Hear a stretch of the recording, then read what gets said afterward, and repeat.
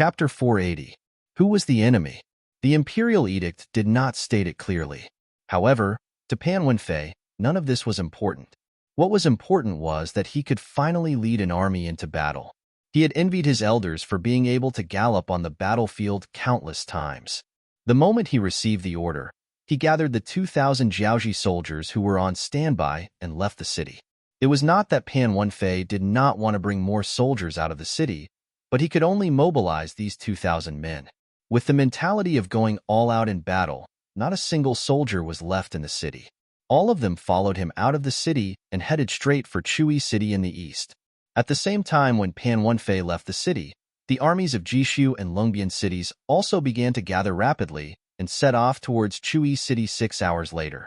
The only difference was that they only brought 1,000 soldiers and left half of their soldiers to guard the city. The 3 northern cities moved, and the scouts who had been staring at them quickly reported the information to Chui City's Yang Chendong. Seeing that the fish had taken the bait, Yang Chendong, who was facing the 3 armies, was not afraid at all. On the contrary, he laughed out loud.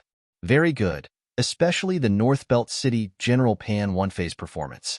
It seems like you are quite accurate in judging people, Hong Jin. Yang Chendong laughed out loud. Hong Jin, who was standing respectfully at the side, lowered his head and replied embarrassedly, I was just lucky to have guessed correctly. It is still the Duke of Loyal and Courageous who gained from strategizing. Previously, Yang Chendong had listened to Hong Jin's analysis of the characters of some of the Jiaoji generals. When he talked about Pan Wenfei, he said that this person was a person who rejoiced in grandiose achievements. He always liked to talk about strategy on paper when he had nothing to do. Because of this, many people had laughed at him. He had never been on the battlefield and thought that he could win the war by manipulating the map. What was the difference between this and deceiving oneself?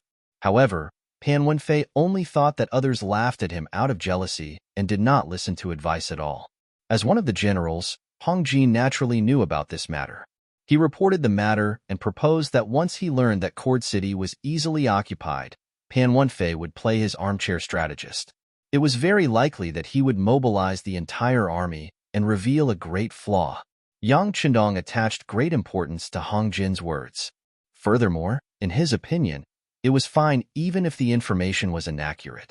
To be honest, he didn't think much of the 1,200 Jiaoji soldiers. Sending out a cold front battalion or even an auxiliary battalion to deal with them would be a piece of cake. With such confidence, Yang Chendong followed Xian Hong Jin's plan and arranged for Battalion Commander Chan Bo of Lungfeng to lie in ambush on the road between Beidao City and Chui City. He was only waiting for the enemy to come out in full force so that he could seize the opportunity to seize the city. Now, it seemed that this arrangement was very correct. After praising Hong Jin, Yang Chendong turned to the other officers and said, Since the enemy has made their move, we should also prepare for action. Follow plan number 1 and enter the battlefield. Yes. After the officers saluted in unison, they began to get busy with their own tasks. At this moment, King Lily of Jiaoji had no idea what kind of powerful opponent they were facing this time. Even the enemy had started to move. The Jiaoji army that had been peaceful for over 20 years was now in a state of turmoil and war. The distance between Beidao City and Chui City was only about 180 li. Even if the road was uneven and they had to take a detour, it was only about 200 li. In Pan Wenfei's opinion, this distance could be covered in 3 days. In terms of leg strength, the Ming army was more than twice as fast as the Jiaoji army. Perhaps it was because they had lived in the mountains since young. Many of them had trained their feet to be as sturdy as iron. Even if they were only wearing cloth shoes, their walking speed was still not slow. They could cover about 70 li in a day. In addition, the weather was perfect. It was still drizzling a while ago, but in the past 2 days, the weather had completely cleared up. The weather was so good, the roads were drier, and the army moved faster and faster. All of this created an illusion for Pan Wenfei that this was the will of the heavens, allowing him to reach Chui City faster and achieve the first military victory. The speed of Bei Feng's army was already very fast. However, compared to the 2 battalions led by Battalion Commander Chan Bo and the 2 auxiliary battalions, it was still much slower. Once there was no battle, the Longfeng's usual training was 10 kilometers in the morning and 10 kilometers in the morning. If the weather was good in the afternoon, they would even do a 5 kilometers warm-up. Under such high-intensity training, no one could compare to him in terms of speed. To the Longfeng, it was normal for them to cover a distance of 100 kilometers in a day. If the situation was urgent, they could move even faster. Only by knowing yourself and your enemy can you win 100 battles. They did not understand the mercenaries at all. They did not even dare to confirm whether the ones who took down Chui City were mercenaries. The fate of the Jiaoji army seemed to have been decided. Needless to say, Beatty City had already been taken down by Yang Chenong. How could their defeat not be decided? Just like now, when the sky darkened, Chun Bo led his 3 battalions of Yang family army to quietly pass by the other side of the mountain range. This kind of irregular movement left Pan Wenfei completely in the dark. He didn't know that his old nest, Beidai City, was about to face the consequence of changing its surname, and he was destined to become a lone army, an army that would never return. In Chui City, Yang Chendong was having dinner with 2,000 Han people. The trial conference had ended yesterday. Those who had mistreated the Han people in Chui City in the past, regardless of whether they were soldiers or civilians, had all received their due retribution.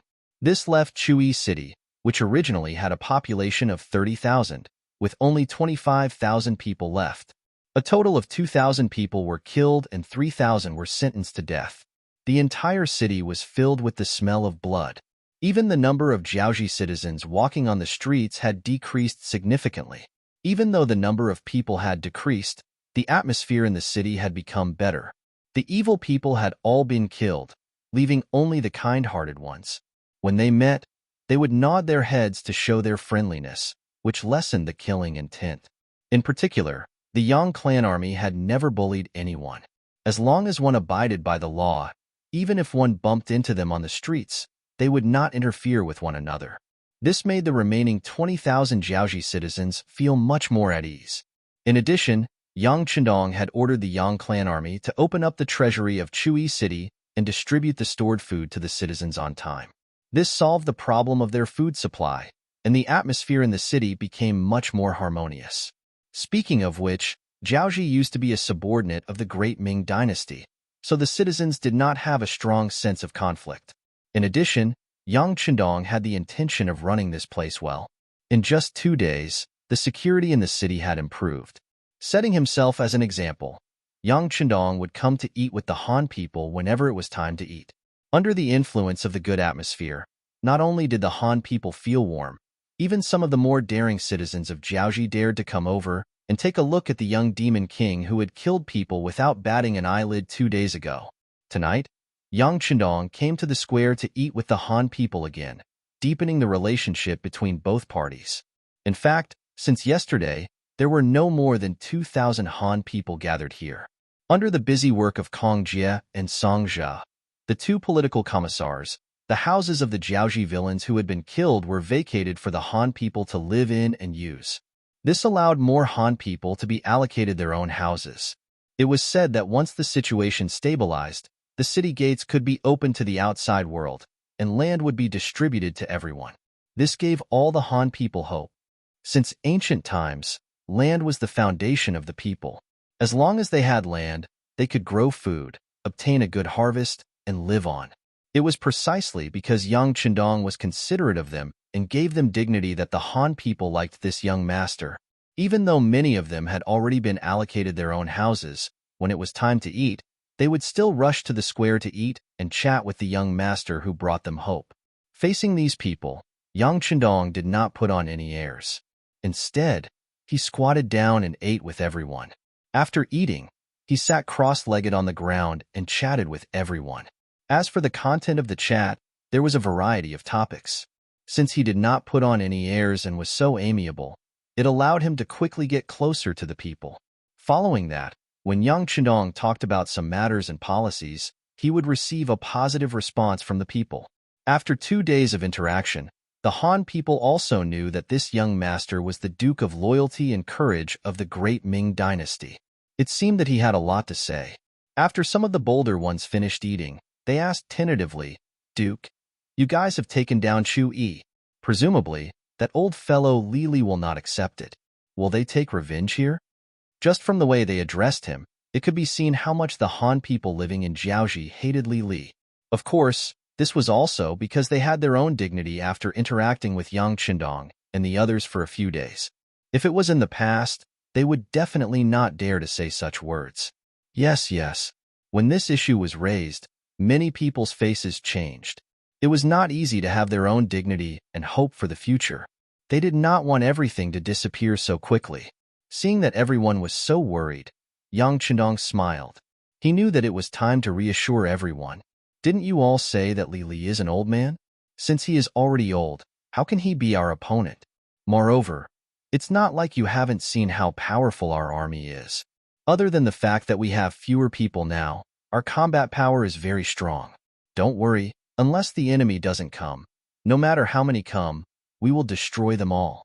When the war starts, if you're interested, you can go up the city tower and see for yourself.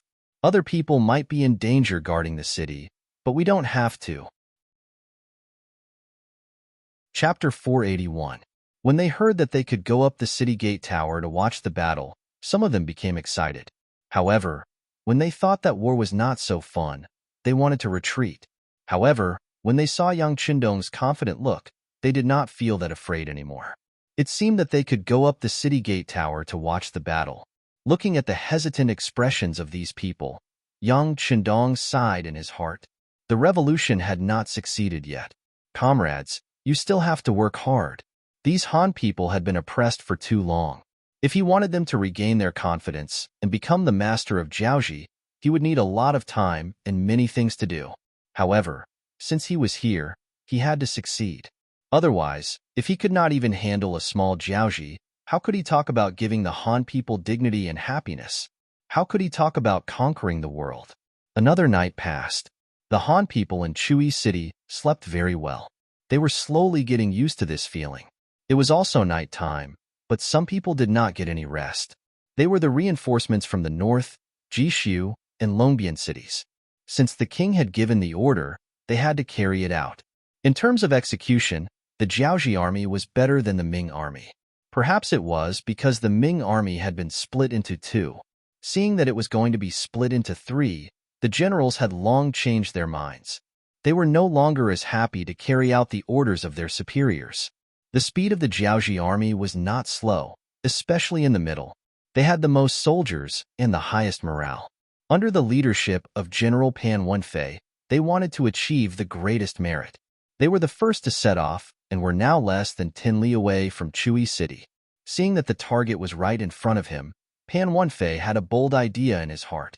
Could he take advantage of the night to attack? If that was the case, he would be able to take down Chui City before the other reinforcements arrived. That would be the greatest merit. Once this idea appeared in his mind, he could not get rid of it.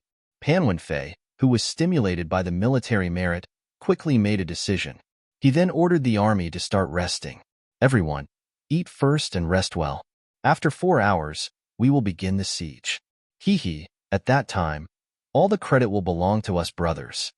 As Pan Wenfei rode his horse through the army, he explained his plan. The 2,000 Jiaoji soldiers were extremely excited. They didn't know how powerful Yang Xie's new army was.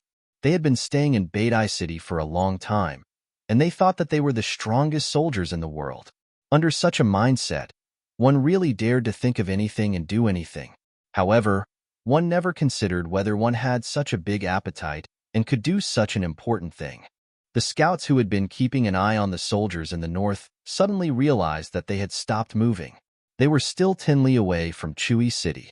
Logically speaking, this shouldn't be the case. If it were them, they would at least stop at a distance of 5 miles from the city gate to rest and reorganize. This way, they would be able to achieve twice the result with half the effort when attacking the city tomorrow morning. Realizing that something was amiss, the scout squad leader sent a soldier back to the city to report. They couldn't tell what these people were up to, but the 6th young master should be able to tell. In their hearts, they had already deified the 6th young master and thought that he was a god sent down by the heavens. Otherwise, how could they explain the powerful firearms in their hands? They stopped 10 li away and haven't set up camp? In Chui City, Yang Qindong's expression revealed a look of understanding after hearing the scout's report. After all, He had attended a military academy in the future and had studied countless battles since ancient times. He was already familiar with some of the tactics of his predecessors. Compared to the various three-dimensional battle tactics of the future, the battles of ancient times were sometimes like child's play. How could Pan Wenfei's little plan escape his eyes? Hee, they want to copy us and launch a night attack.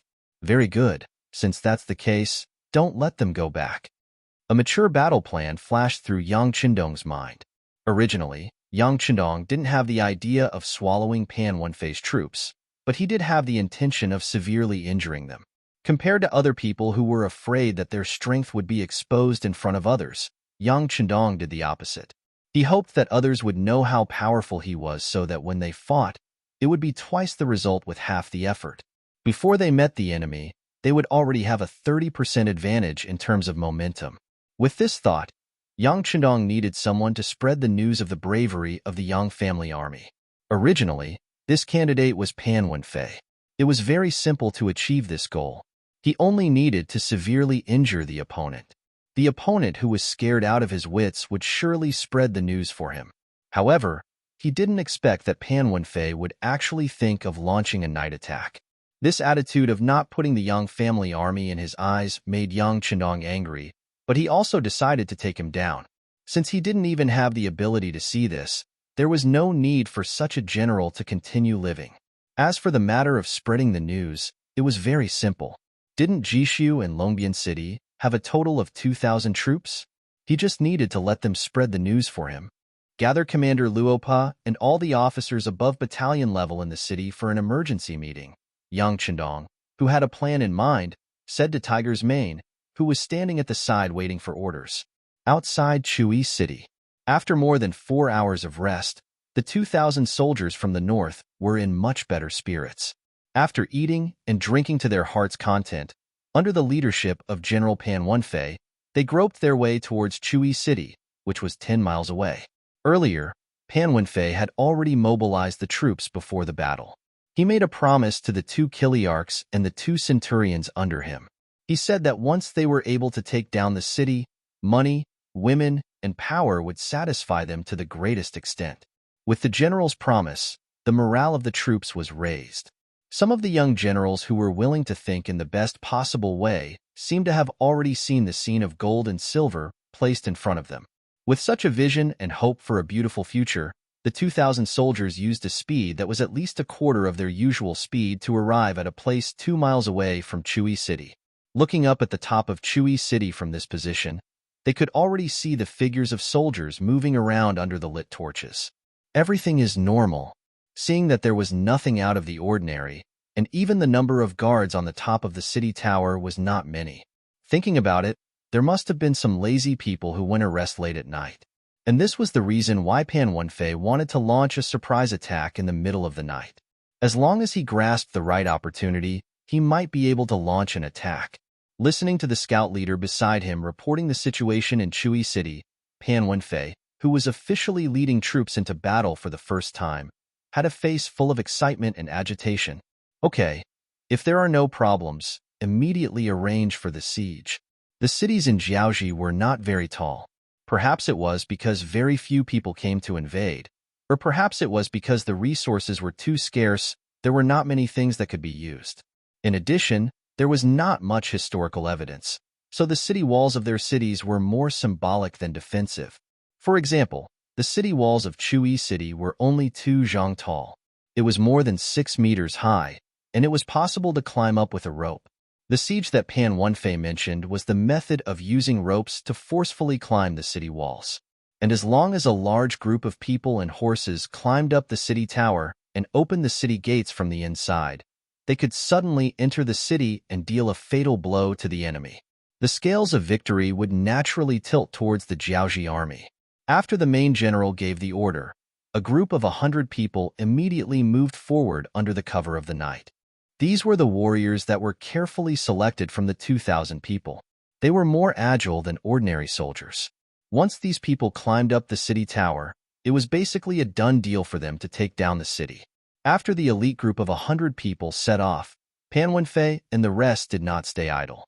The remaining 1,900 people quickly approached the bottom of Chui City Tower. They were making their final preparations.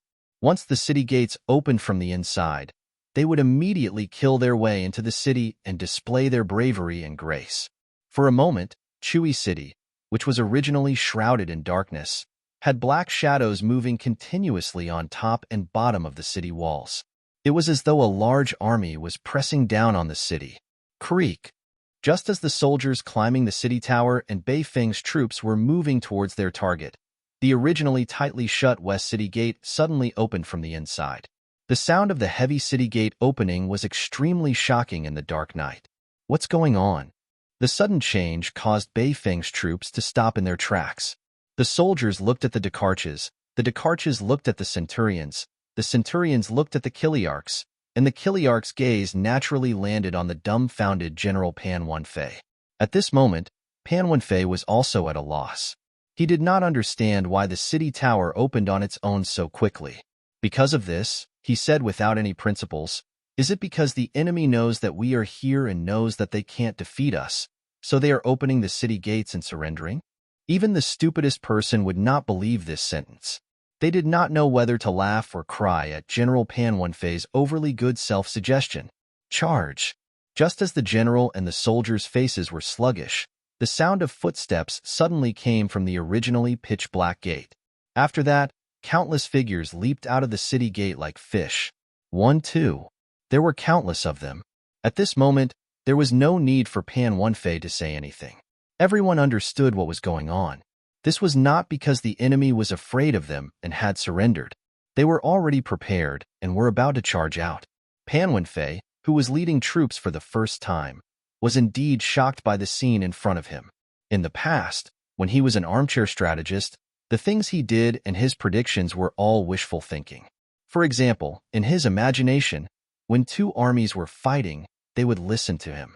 Whoever he wanted to win would win. How could there be such an unexpected event like this happening before his eyes? Chapter 482. Things didn't develop as he expected and Pan Wenfei lacked flexibility. His brain wasn't working properly and he could only rely on a Chiliarch beside him to remind him. General, the enemy is prepared. Should we kill or retreat? Quickly make a decision. We can't retreat. With this reminder, Pan Wenfei came back to his senses and said decisively, the morale that he had gathered with great difficulty would crumble in an instant if he retreated. Then, the army would be defeated like a landslide. Although he might be able to leave safely under heavy protection, this was not what he wanted to see. Since he was already here, Pan Wenfei naturally wanted to show off his achievements by showing up here in such an active manner. With the idea of the brave winning when two armies met, Pan Wenfei, who was still a man, pulled out the saber at his waist and pointed it forward as he shouted the word, charge. Despite Pan Wenfei's bravery, his performance was still not enough in front of the mercenaries who were already prepared for this. When he shouted the word, charge, there were only a few torches on Chuyi's city gate tower, but suddenly, there were many more torches. It was as if a fire dragon had suddenly appeared and lit up the entire city gate tower. The sudden appearance of the densely packed torches and an endless crowd of people was quite a shocking sight to behold. The appearance of the torches also shocked the elite warriors who were trying their best to climb up the city gate tower. Some of the weaker ones naturally fell from their waists. In fact, other than a row of Long Feng, the rest of the people who appeared on the city gate tower were all ordinary citizens of Chui City. They were summoned by Yang Chendong to watch the battle in the middle of the night. Using the words of the sixth young master, if these people wanted to live here in the future, they must have confidence in the mercenaries. Watching the battle and witnessing the powerful military strength of the mercenaries was like a shot in the arm, allowing them to quickly change. However, under the darkness, how could the soldiers in the north know this? When they saw the black figures on the city gate tower, they instinctively thought that it was the enemy. When they saw that there were so many of them, they naturally became timid. It was also at this time that Long Feng, the auxiliary soldiers, and the temporary auxiliary soldiers rushed out of the city gates and arrived. Under the unified and deafening roar of kill, the 95 style and 88 assault rifles fired in unison. In just a single exchange, many Beiju soldiers lost their lives. There were only 2,000 soldiers in the Northern Army, and before they could even meet the enemy, 1/7 of them had already died. This kind of fighting spirit could be imagined. Some of the Northern Army soldiers who were responding to General Pan Wenfei's order to charge could not help but stop moving forward. Then, cold sweat broke out on their foreheads and their faces turned ashen. Temporary auxiliary soldiers, it's time for us to perform meritorious deeds. Charge! A few temporary auxiliary battalion commanders saw that the opportunity had arrived.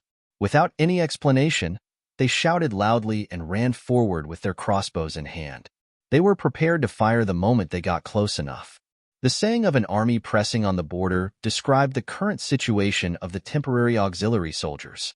They had already been caught off guard, and many of their soldiers had died before they even met the enemy. At this moment, the soldiers of the North were already terrified. Coupled with the sudden attack of the temporary auxiliary soldiers, at this moment, their morale, commitment, and courage had all disappeared. The only thing they could do was to instinctively turn around and run. However, it would take time for the charging army to suddenly turn around and run. This was the hope of the temporary auxiliary soldiers. They only had crossbows in their hands and did not have the advantage of long-range combat like Lung Feng and the auxiliary soldiers. If they wanted to perform meritorious deeds, if they wanted to join the auxiliary soldiers, they needed to have enough military merits. How to perform meritorious deeds on the battlefield was undoubtedly the best shortcut to becoming a glorious auxiliary soldier. Without effort, there would be no reward. Seeing that the opportunity was right in front of them, a total of 14 battalions of auxiliary soldiers, a total of 5,000 people, ran forward with all their might. There were less than 2,000 enemies. If anyone was a step slower, they would not be able to perform any meritorious deeds. Under such pressure, who would not give their all? The temporary auxiliary soldiers charged forward. Once they got close, the crossbow bolts rained down like rain. Under such a powerful attack, not to mention 2,000 Northern Army soldiers, even 10,000 Jiaoji soldiers would not be able to do anything. Furthermore, they were already scared out of their wits. They definitely could not win the battle. It all depended on who was faster and who was lucky enough to escape. More than 1,000 Northland soldiers had charged forward, stopped, and turned around to flee. Their weapons and armor were scattered all over the ground as they ran. They hated the fact that they were carrying too much and too heavy. Anything that could lighten their load was thrown away. The soldiers turned around and ran. In the face of death, they unleashed their potential. The centurions, Kiliarchs, and even General Pan Wenfei, who were usually lax in training, were the unlucky ones. Without anyone to protect them, they became the last to run. They also became the first targets of the temporary auxiliary soldiers. The crossbow bolts did not have eyes. In order to perform meritorious deeds, the temporary auxiliary soldiers did not care if they were facing ordinary soldiers or high and mighty generals. They only knew one thing, and that was to kill. If they killed someone, they could take the head and claim the credit. With meritorious deeds, they would have the opportunity to become an auxiliary soldier. If they could even become a cold vanguard, that would be even better. The temporary auxiliary soldiers were eager to perform meritorious deeds. Arrows rained down like rain. Poor General Pan Wenfei, who couldn't run anymore, turned around and held his sword, ready to fight. But soon, his pupils began to dilate, and he fell to the ground like a hedgehog. Until the moment he was shot to death, he still could not understand. He still could not face the moment before his eyes. After all, everything happened too quickly. It was so fast that it was easy to think that it was a dream. Pan Wenfei died, followed by the Kiliarchs and centurions. Then, a large number of Northern Army soldiers were caught and shot to death. Only a few of them reacted quickly. They squatted on the ground and shouted to surrender. Only then did they avoid death. A total of 2,000 Northern Army soldiers. In less than 2 hours, the battle was completely over. After counting, not a single one of the 2,000 soldiers managed to escape. This showed how much the temporary auxiliary soldiers wanted to perform meritorious deeds. From the mouths of the captured soldiers, they found Pan Wenfei, whose body was full of crossbow bolts. When Hong Jin saw this scene, he was so frightened that he sucked in a breath of cold air. After witnessing the power of the mercenaries once again, he finally understood why he lost so miserably. Compared to the powerful Jiaoji army in the eyes of others, the Jiaoji army was nothing but a man-eating wolf. In front of the mercenary tiger army, the Jiaoji army was nothing. Pan Wenfei was eager to perform meritorious deeds and had already revealed too many flaws. Even if the two armies were to fight head-on, there would be no chance of victory.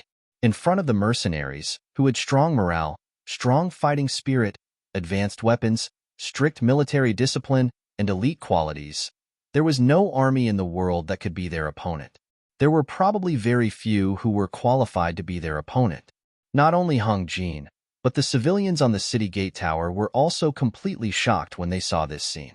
Although most of them had not experienced war, this term was only what they imagined it to be. However, they had heard from the older generation that war was either a matter of life and death. As the saying went, a general success was built on the bones of thousands. Victory had always been hard to come by. It required the blood and bones of countless people to accumulate. How could it be as simple as what they saw? One group of people kept charging, and the other group kept retreating. How could it be as simple as what they saw? One group of people kept charging, and the other group kept retreating. The Han civilians of Jiaoji witnessed the heroic performance of the mercenaries on the battlefield. While they were sighing at how easy it was to win, their hearts were filled with boundless admiration and respect for this army. None of the 2,000 enemies managed to escape. None of the auxiliary soldiers who charged out were killed. Only a few of them suffered from varying degrees of injuries. This kind of result that could be considered as a complete victory shocked the 2,000 Han civilians of Chui City. It filled them with confidence for their beautiful future. At the same time, some of the Jiaoji citizens who originally had other thoughts also began to give up at this moment, putting away all of their negative thoughts. Hurry up and clean up the battlefield. Set up the Jingguan. Seize the time to rest. There are still enemies coming at dawn. The shouts of the officers rang out continuously below the city gate. Then, groups of mercenaries shuttled back and forth busily. The Jingguan was an ancient burial mound used to flaunt one's martial arts and gather the corpses of the enemies. The reason why Yang Chendong wanted to set up the Jingguan was naturally because he wanted to create a better deterrent effect. If possible, he did not want to target the ordinary Jiaoji civilians and soldiers. What he wanted was the lives of the few people who held the highest positions. He wanted the lives of the foreign races who were hostile to the Han people. If he wanted to rule over this place, he would need the support of a large population. If he killed all of them, this place would become a piece of scorched earth. This was not the result he wanted to see. The night passed in such a bustling manner. The next morning, a Jingguan with close to 2,000 men was set up and placed 5 li away from the west gate of Chui City. The reinforcements from Jishu and Longbian arrived at this place after daybreak. This was what they saw. The tall Jingguan suddenly appeared in their field of vision, causing the 2,000 Jiaoji soldiers to stop in their tracks. When the scouts they sent out reported that the corpse of General Pan Wenfei was hanging on the city gate tower of Chui City, they finally knew the origin of this Jingguan. Chapter 483. Based on the information they received, Pan Wenfei's troops from the north had only arrived 10 hours earlier than them. How could they have been wiped out in such a short period of time? If that was the case, what kind of terrifying enemy were they facing? While the 2 reinforcements were analyzing the situation, the 6 auxiliary battalions left the city after a good night's sleep. After yesterday's victory, Yang Chendong intended to increase the combat strength of the auxiliary soldiers. This time, he did not send out the most elite Lung Feng. However, even with 3 auxiliary battalions in each direction, there were only a little more than 1,000 men. They were far from a match for the 2 Jiaoji reinforcements. When the 3 auxiliary battalions suddenly appeared in each direction, the 2,000 reinforcements sent by Jishu City and Longbian City resisted for a while. When they discovered that the advanced firearms in the auxiliary battalion's hands could cause a large area of long-range damage to them without waiting for them to engage the enemy, they finally understood the strength of their opponents when they saw the soldiers in the front line falling to the ground one by one with the sound of gunfire. With such powerful firearms that could take their lives from 300 to 400 meters away, such an opponent was truly terrifying. Run! Without any exciting close combat, the 2,000 Jiaoji reinforcements turned around and fled. Along the way, they left behind about 700 corpses. This was because they escaped quickly enough. If they really fought to the death, these 2,000 men would face the danger of being completely wiped out. The scale of the Jingguan became even larger. Although the Jingguan seemed extremely terrifying, the citizens of Chui City felt exceptionally peaceful. With the protection of such a powerful army, they could finally put aside their worries about the Jiaoji army's revenge. Although the 2 consecutive battles were not intense, the results were gratifying. After the 2 battles, Yang Chendong made the decision to go deeper into the inner region of Jiaoji. In order to protect the citizens of Chui City that had already been conquered, and to better consolidate the hearts of the people, the political commissar of the auxiliary battalion, Song Jie, was left behind. The mission Yang Chenong gave him was to persuade the Han and Jiaoji citizens as quickly as possible. The day Jiaoji was conquered would be the day they would be put to use. At the same time, 2 auxiliary battalions and 2 temporary auxiliary battalions were left behind. With this military strength, it would be enough to defend the city even if the enemy was several times stronger. After arranging everything in the city, Yang Chendong brought the 3rd Battalion of the 2nd Regiment, the 6 battalions of the Auxiliary Army, and the 14 battalions of the Auxiliary Army, a total of over 7,000 people, and headed towards Beidai City in the direction that Pan Wenfei had come from. At this moment, Chui City, which was facing Chui City, had already changed hands. When Battalion Commander Chun Bo of the Cold Front brought the 2nd Battalion and 2 auxiliary battalions to Chui City, which was still open, the unguarded Chui City was swallowed up in an instant. Of the 40,000 citizens in the city, less than 2,000 managed to escape. The remaining 38,000 people, including the 3,000 Han, were all locked up in the city. Chun Bo's appearance was like a heavenly soldier descending from the heavens, causing the commoners in the city to close their doors. Everyone's expression changed. The originally bustling city instantly became much emptier, as if it was a dead city, cold and cheerless. Chen Bo did not choose to search every house like he did in Chui City. Instead, he first sent a battalion of auxiliary soldiers to occupy the city towers and a company of soldiers to guard every gate. Then, he sent men to seal the treasury of Chui City, obtaining large amounts of food and a small amount of gold and silver. With sufficient food, Chun Bo ordered the remaining battalion of auxiliary soldiers to patrol the streets, maintaining the security of the city. The remaining Cold Front battalion became a mobile force, preventing any large-scale mutiny from occurring in the city. This was something that could not be helped. He only had 12 companies of 1,200 men, and to maintain the security of a city of 40,000 people, coupled with the fact that he was a newcomer, he had to be wary of any enemies that might appear at any time. His military strength was truly lacking. If not for the fact that he knew that the 6th young master would be arriving soon, he would have already thought of leaving after robbing the treasury. The 2,000 citizens of Jiaoji who had escaped quickly spread the news of the fall of Chui City. 200 li behind them was the capital of Jiaoji, Haniai City. When the news reached there, it caused chaos in the city. If not for the protection of the 30,000 Jiaoji soldiers stationed here, no one knew what would have happened. Jiaoji Palace. King Li also received the news.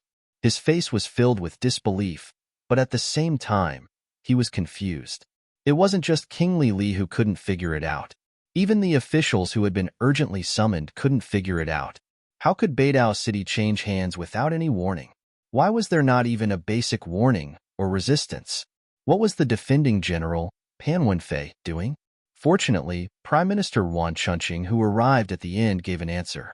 He said that Pan Wenfei was eager to gain merit and took all the soldiers in Chui City to attack. At this time, the news of the Chui City being placed in the capital had not yet spread. Naturally, no one knew whether Pan Wenfei was dead or alive. However, losing Beidai City was a fact.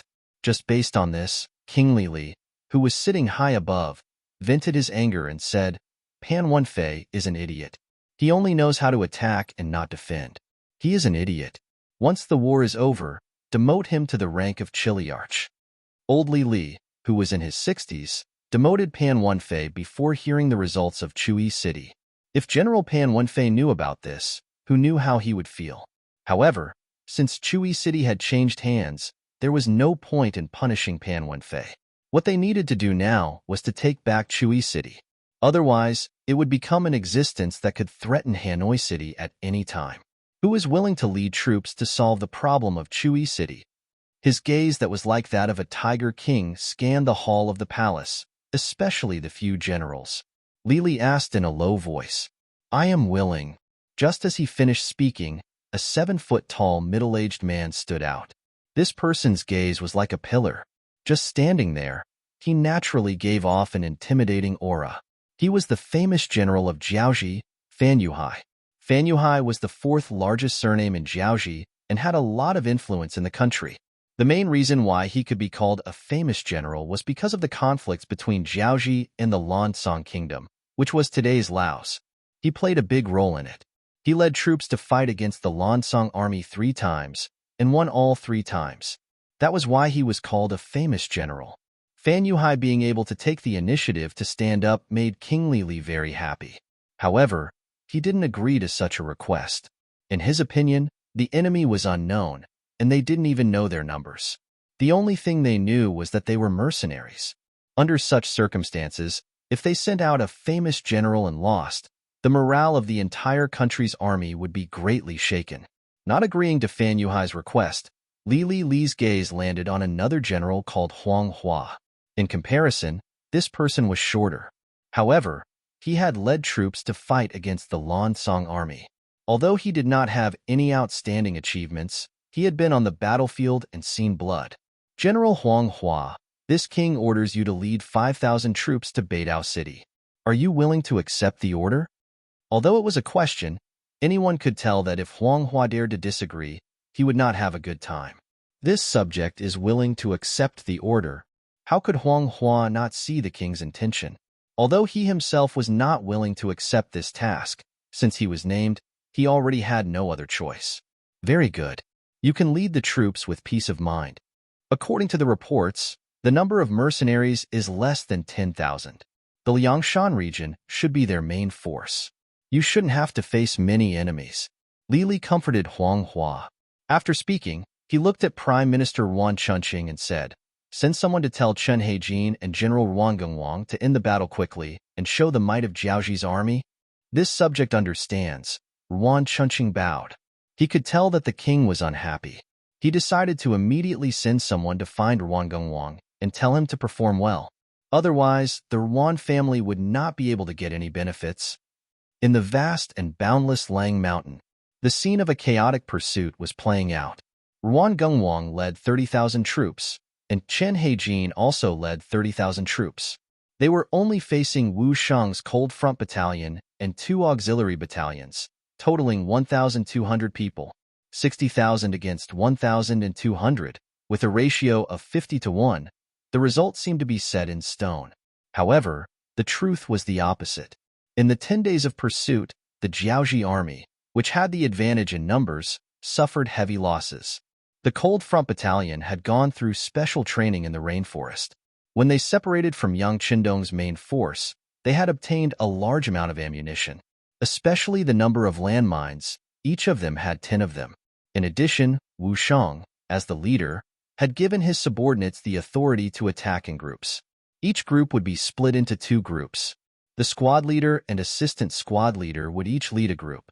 This meant that there were 240 units. Just think about it. In the process of pursuit, they had to face the attacks of 200 units at any time.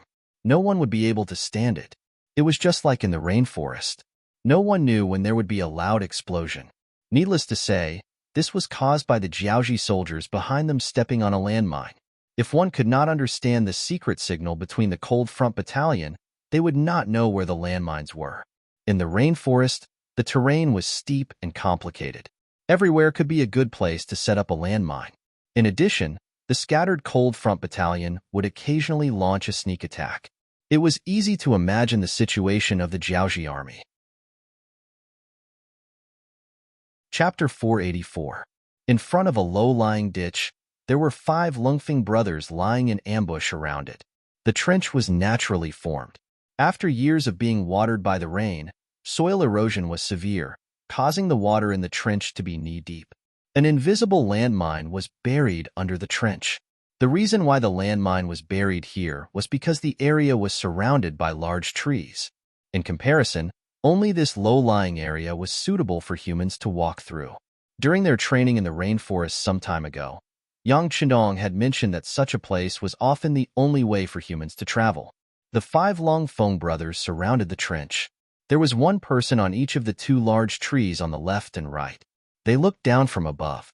Not only could they kill the enemy from above, they could also act as sentries. 2 Longfeng warriors were also hiding in the bushes on the left and right of the trench. They were in charge of catching the fish that might have fallen into the net after passing through the trench. The last person was the leader, the squad leader of the 5. He was in charge of maneuvering. He was in charge of luring the enemy and retreating. Do not underestimate the task of luring the enemy. He could only lure a large number of enemies if he did it well. On the other hand, no matter how good the trap was, it would only be a beautiful decoration if no one fell for it. Squad leader, there are enemies 200 meters to the southeast. Squad leader Longfeng, who was leaning against a large tree and chewing on a fresh leaf, heard his comrades shout. 15 minutes ago, this squad leader had lured a Jiaoji corporal out. In less than the time it took to drink a cup of tea, he killed all 5 enemies near the puddle. Then, he dragged the bodies of the dead enemies to the bushes to hide them. After doing all this, the squad leader wanted to rest and recover his strength, but he heard his comrades' warning. The enemy was an order. The squad leader, who was resting with his eyes closed, suddenly opened his eyes. Like a venomous snake that had spotted its prey, he arched his body and shot out. Naturally, the direction was southeast. He wanted to lure the enemy over and eliminate them without leaving a trace. With Longfeng's spear skills, even in an open battle, the Jiaoji army would not be a match for him. However, in this dense forest, there were no logistical supplies. The ammunition that the soldiers brought with them was depleted. In order to complete the glorious mission that the 6th young master had entrusted to them, they needed to conserve their strength as much as possible. In that case, how to lure the enemy in front of them and hunt them down would become a test of their abilities. The squad leader shot out like a catapult. In just a few breaths, he appeared in the southeast direction. Since he had no intention of hiding himself, he was seen clearly by a squad leader of the Jiaoji army not far away. There's an enemy over there. Follow me, quick. He had been in the rainforest for a long time. From time to time, he could hear explosions and gunshots in the distance, but he had never seen an enemy. This inevitably made Shan Chang feel like he was dealing with ghosts. Now that he finally saw a living opponent, how could he let him go? After a loud shout, the 9 soldiers behind him followed him and chased in the direction where Longfeng had disappeared. On top of the 2 giant trees, the 2 Longfeng soldiers who had seen the movements of the Jiaoji army made a hand signal to their comrades below the trees. After informing them that there were 10 enemies, they raised their 95 style and stared at the 2 people in front and behind the enemy. It was impossible to keep an eye on 10 people with 2 guns. However, as long as they kept an eye on the head and the tail, the enemy would not be able to escape. This was common knowledge that they had to master during their training. Due to the appearance of Yang Chendong, the experience gained by countless predecessors in the future had become knowledge that was stored in the minds of the Longfeng soldiers. The squad leader, who had no idea that he was being targeted, was so excited that he wanted to catch his opponent. He yelled as he led his 9 brothers to chase after squad leader Longfeng. Under Longfeng's intentional bait, the distance between the 2 parties was maintained within 50 meters.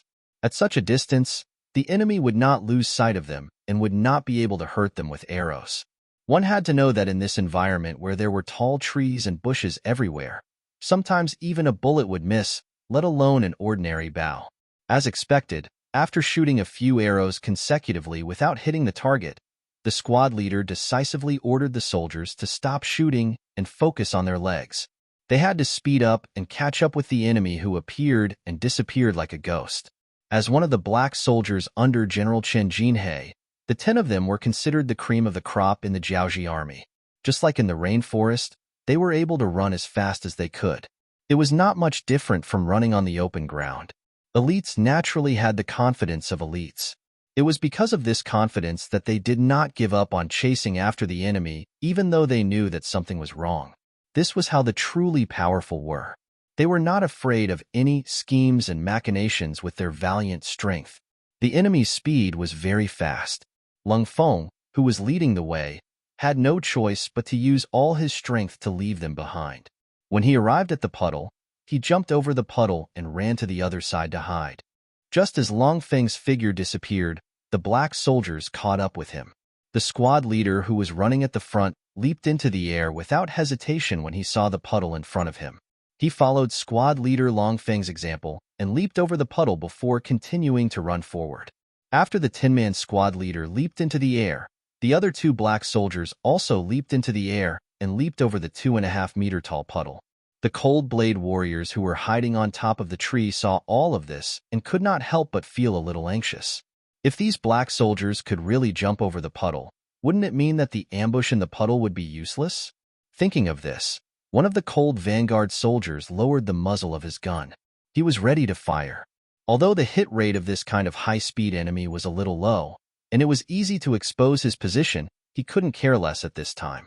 Just as the Long Feng soldiers were about to fire to see if they could hit the black soldiers and trigger the landmine in the puddle, another black soldier jumped up. However, perhaps because he had used up too much of his stamina, his leap was short and his left foot landed in the puddle. It was this unintentional carelessness that brought about a fatal result. A column of water suddenly rushed out from the puddle, followed by a deafening roar.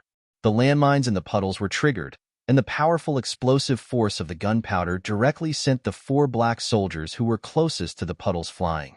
The powerful explosion caused the black soldiers to involuntarily pause. At this moment, 4 gunshots rang out. The 5 soldiers, including Captain Long Feng, each fired a shot, and all of them hit their targets. 4 of them were killed in the explosion and 5 were shot dead. In a short period of time, the squad leader was the only one left out of the 10 black soldiers. This squad leader was also impressive. He did not have the slightest intention of running away when he saw that all his brothers were dead. On the contrary, he noticed that the squad leader had exposed his identity by firing a shot.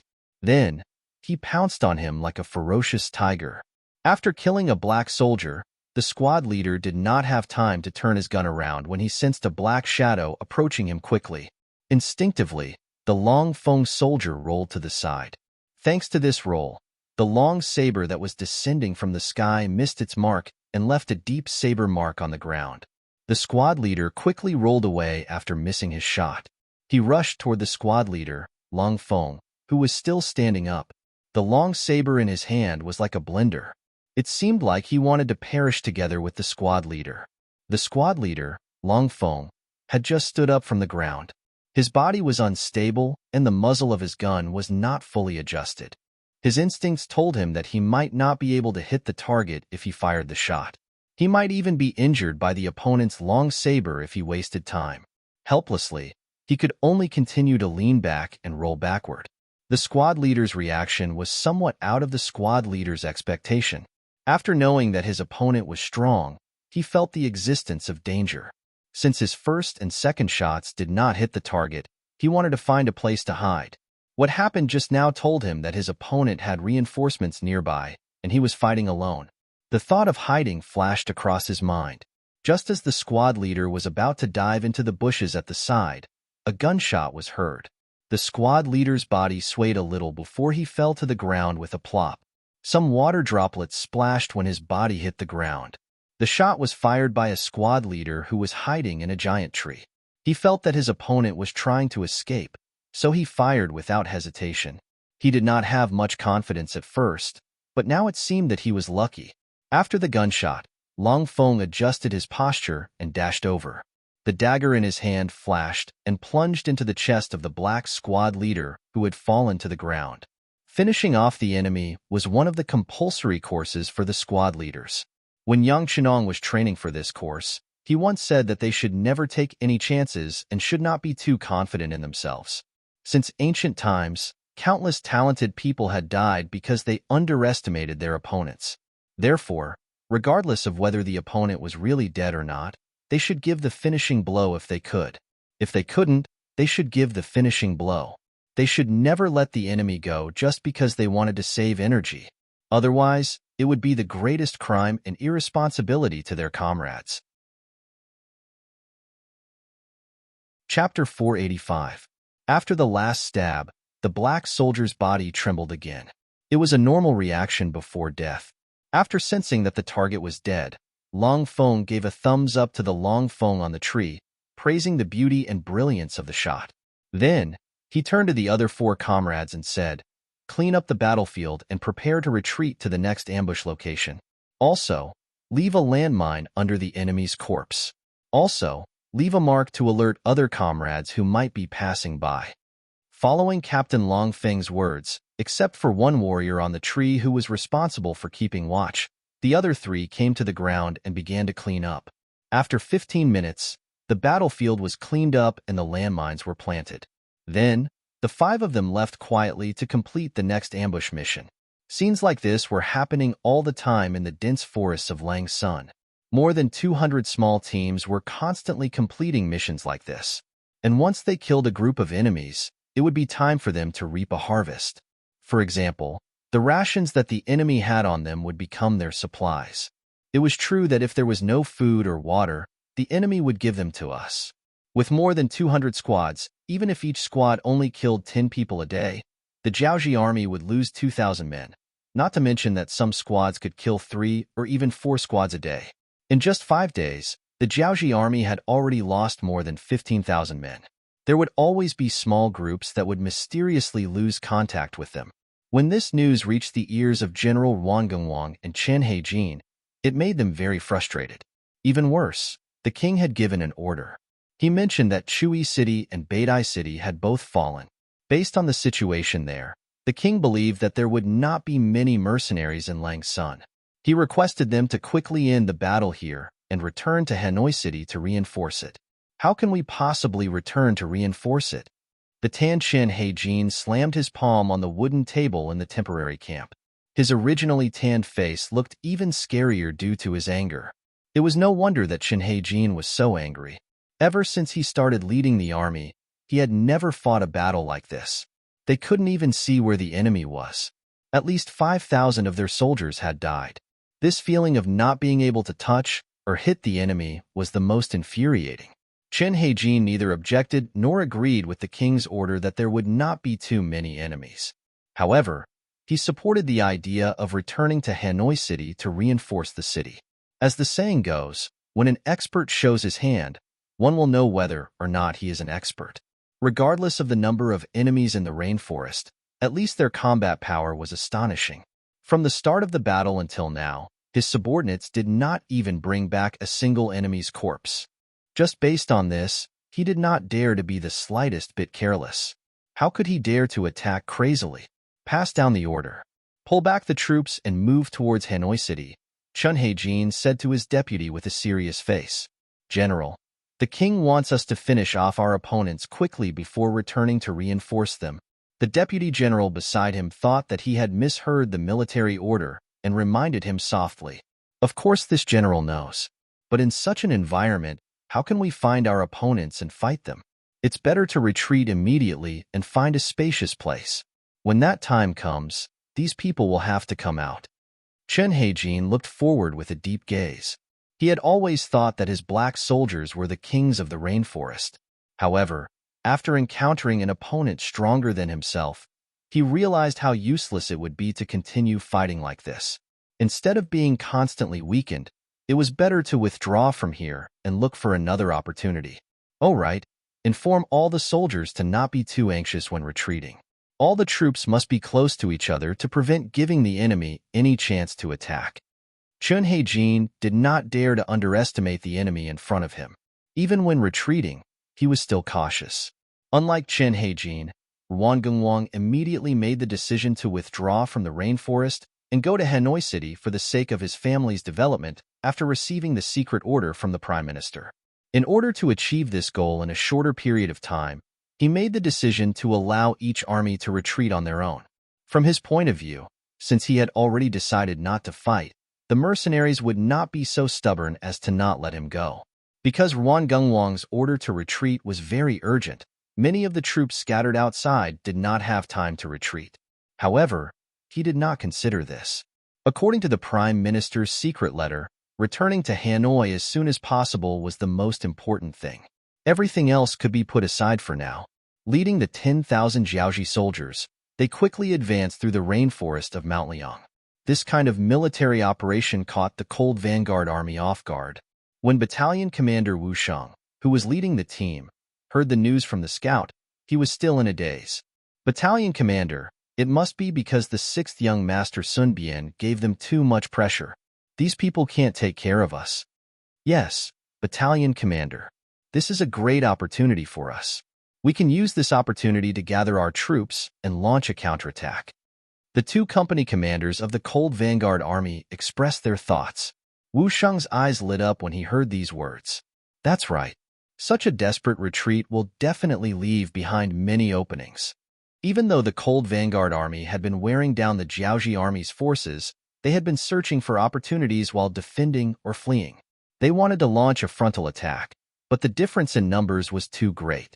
Based on Yang Qindong's idea of paying the greatest price with the smallest price, Wu Sheng had never made up his mind to launch a large-scale counterattack. However, things were different now. Ruangengwang's sudden retreat must not only have caught them off guard, but also the Jiaoji army that he led. The various armies did not retreat at the same time. This caused some of the Jiaoji soldiers to stand out from the rest.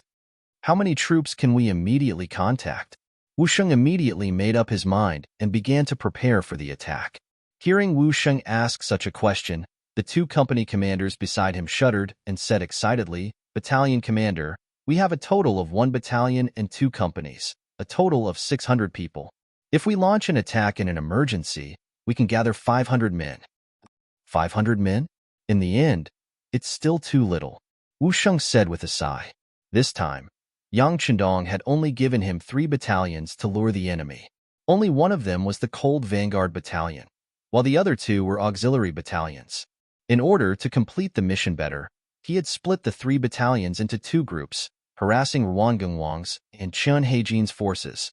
If not for the limited number of soldiers, he would have launched a large-scale counterattack long ago. Even though they were at a disadvantage in terms of military strength, they were well-equipped, well-trained, and well-coordinated. In the end, they managed to eliminate nearly 15,000 enemies in just over 10 days. Dividing up the losses, each soldier managed to kill at least 10 enemies. This was already a very impressive achievement. Yang Qindong's thoughts shifted from the question of the number of troops. When he looked at the 2 company commanders again, his expression was already very firm. All right, then inform all the soldiers we can contact to start the counterattack. But at the very least, we have to use platoons as a unit. If the number of soldiers is lower than this unit, we can only engage in guerrilla warfare and cannot initiate an attack. A platoon has at least 30 men. With 30 men as a unit, this number is already very low. If the number of soldiers is lower than this number, then it is no longer an attack, but a suicide mission. After all, if the number of soldiers is too small, there is no way to coordinate. Even if they have advanced firearms, if the enemy numbers are too high, they may not even have time to reload. If the battle really escalates to close quarters, then the losses of the Cold Vanguard Battalion would be unavoidable. This would make Wu Sheng have no choice but to answer to Yang Qindong. The orders from the battalion headquarters were quickly relayed through the Cold Vanguard Battalion's unique method of communication. Following that, the Cold Vanguard Battalion soldiers who were originally hidden in various places started to gather. They formed platoons and began their counterattack. With the Cold Vanguard Battalion's actions, the sound of gunfire in the rainforest became more intense. Once they formed a platoon, they would appear in the open in front of the Jiaoji soldiers who were still searching for them and wipe them out. Under the long-range attacks of the Type 95 and Type 81 rifles, the Jiaoji centurions and Kiliarchs who thought they had finally found their targets and were able to contribute greatly to the battle began to flee in all directions. An unorganized army was just a bunch of stragglers who couldn't withstand a single blow. Even though the Cold Vanguard Battalion didn't have many soldiers, they were all elites. Every time they fired a clip of bullets, a few Jiaoji soldiers would be killed. A platoon of Cold Vanguard Battalion soldiers could charge up to 300 to 400 people at a time. The Jiaoji soldiers who were lucky enough to survive were also terrified. They no longer had any intention of exterminating the mercenaries. Once they had the chance, they would flee in all directions. They couldn't form any effective resistance. Ruangungwang, who was retreating back to Hanoi City, originally planned to gather his troops as he retreated. However, along the way, he only managed to gather less than 5,000 men. When he heard that at least 5,000 soldiers were killed by the mercenaries or escaped to God knows where, he clenched his teeth in anger. "General, should we go back now and fight the mercenaries until both sides suffer, or should we continue to retreat?" Seeing that the death toll was increasing, the Kiliarchs didn't dare to make a decision on their own. They could only pass the problem to Ruangungwang. Chapter 486.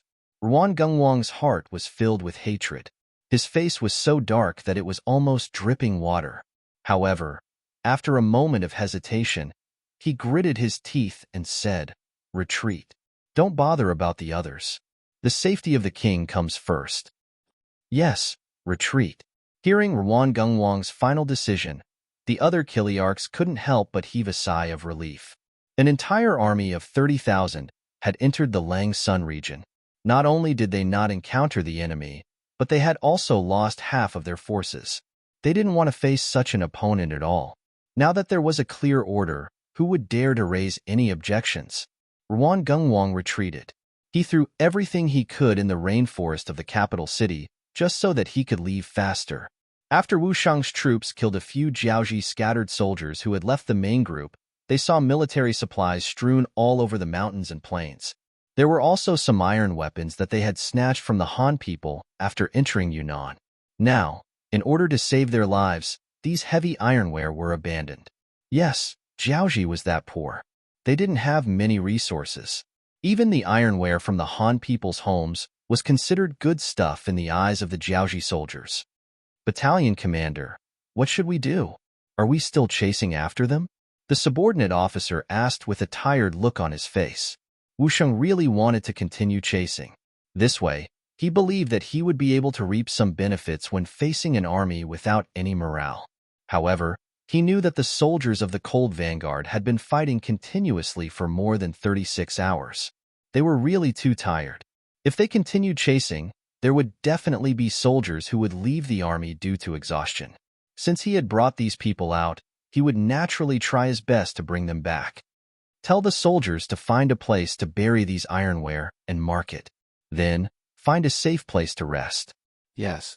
The officers below couldn't help but heave a sigh of relief when they heard that they could finally rest. They were really worried that the battalion commander would be so eager to gain merit that he would disregard everything and continue to kill the enemy. In that case, they would definitely carry out the orders. However, there would be casualties due to non-combat situations. That would definitely hurt their own foundation. After this battle in the rainforest, the combat power of all the soldiers who participated in the battle had increased by more than one level. Such elites would naturally become the backbone of Cold Vanguard in the future. Losing even one of them would be a heart-wrenching matter. When the mercenaries stopped chasing, Ruangungwang could finally breathe a sigh of relief. However, the speed of his army did not slow down. On the contrary, they sped up. They were really afraid.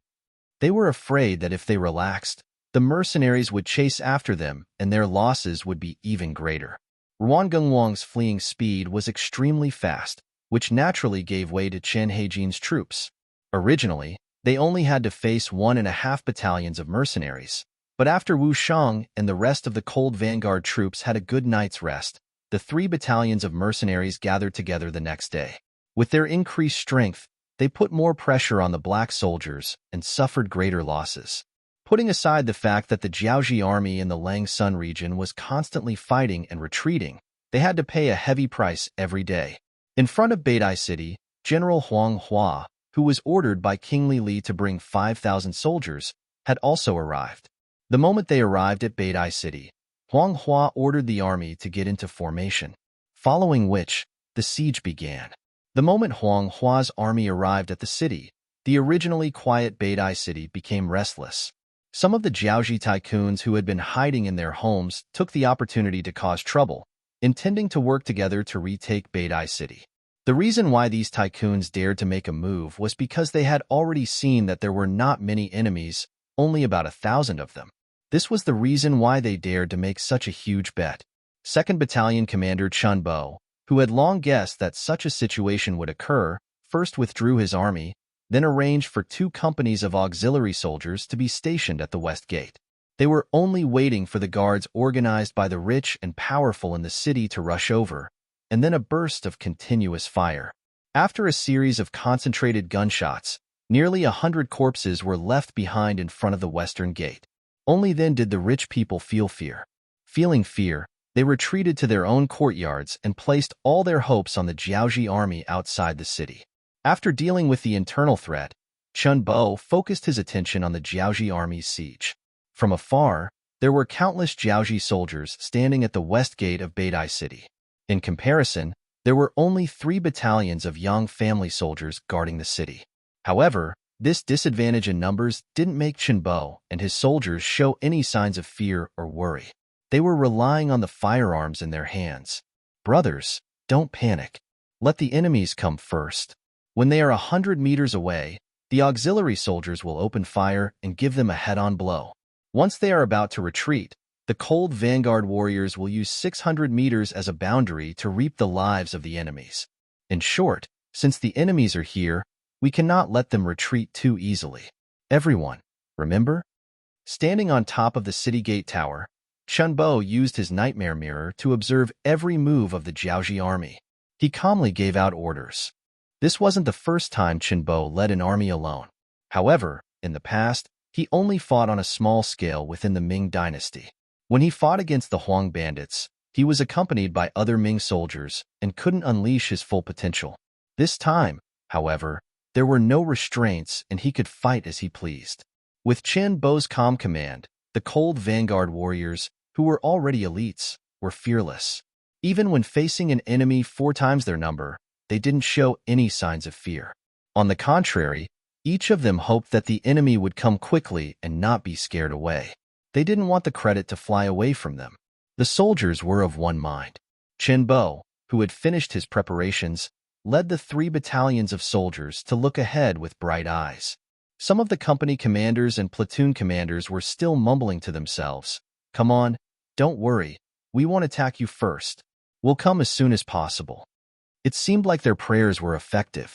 The Jiaoji army, who had already set up a formation outside Beidai City, finally moved. A total of 3,000 men, more than half of the army, began to move towards the west gate. There were only 5,000 men. Arranging 3,000 men for a charge was also the idea of the commander, Huang Hua. The intelligence report stated that the entire mercenary army only had about 10,000 men. There must be a portion of them in the Langsun region. The conquered Chui city also needed to be defended. Therefore, there shouldn't be too many enemies in Beidai City. At the very least, there shouldn't be much more than the soldiers under his command. Since there weren't many enemies, Huang Hua decided to send 3,000 men for a charge. He wanted to use the advantage of numbers to suppress the enemy. Perhaps this would be a good start. As for the remaining 2,000 men, there was a reason for that. Once the 3,000 vanguards were successful, the 2,000 at the back would have to join in and achieve victory in one go. However, if the situation wasn't good, the 2,000 men under his command would be able to hold their ground. At the very least, they would have the ability to defend. With this thought in mind, the 3,000 soldiers that Huang Huaxian had sent out began to move. Of the 3,000 men, 500 shield-bearers walked at the front. They were there to defend against the enemy's arrows. Behind him were 1,000 archers who were there to assist in the attack. Then there were 500 ladders. They were in groups of 5, and they were holding a total of 100 wooden ladders. This was to ensure that once the siege began, they could use the ladders to rush to the west gate of Beidai City. Finally, there were 1,000 siege soldiers. They held swords, spears, axes, and halberds in their hands. Their weapons were different, but once they reached the top of the tower, it was time for them to display their strength. With the combination of long and short weapons, their attack power was not low.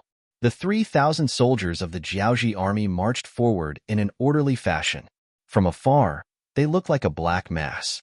As they approached, it felt like dark clouds were pressing down on one's head. When they were still far away, the Jiaoji army moved very quickly. At least, That was the case when they were 400 meters away. They probably knew that within this distance, no one could threaten their safety. However, as soon as they entered the 400-meter boundary, their footsteps began to slow down. The shield-bearers were ready to raise their shields at any time. The archers were ready to shoot their arrows when they were within 100 meters. The ladder-bearers were ready to charge recklessly and set up scaling ladders to besiege the city. As they continued to move forward, when they were 300 meters away, their preparations became more complete. Just like the ladders were originally carried. Now, they were lifted and placed at their waists. When the time was right, they could raise them above their heads and charge forward. At a distance of 300 meters, the cold vanguard soldiers could already fire and achieve their goal of killing the enemy. However, Battalion Commander Chunbo had already given the order to shoot only when the enemy was close enough. As a result, not only did no one open fire, they didn't even turn off the safety on their guns. This was also to prevent someone from getting too excited and accidentally firing, scaring away the fat meat in their hands. If that happened, they wouldn't even be able to find a place to cry. Under the gaze of the 3 battalions of the Yangxia Army, the 3,000 Jiaoji Army approached 200 meters, 150 meters, 120 meters. Everyone, get ready. Release the safety. When they were 120 meters away, Chunbo's calm voice rang out. Originally, he could have waited a little longer. However, he didn't want to wait until they were 100 meters away.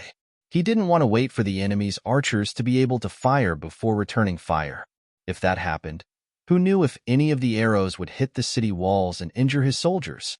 The losses would outweigh the gains. Chapter 487. Once the order was given, the sound of the guns being released could be heard. Then, the soldiers who were watching on the sidelines began to aim according to the 3 points in a straight line, each looking for their own target. After all this was done, the Jiaoji army had only moved 10 meters. However, within this 10-meter distance, one could clearly see that their footsteps had begun to increase. Clearly, they were worried that the mercenaries on the city wall would suddenly fire arrows. If their charging speed was fast enough, even though they might not be able to dodge the arrows, at least they would have a higher chance of success. The enemy changed from a slow pace to a fast pace, and then they began to jog. This was clearly a sign that they were about to increase their speed.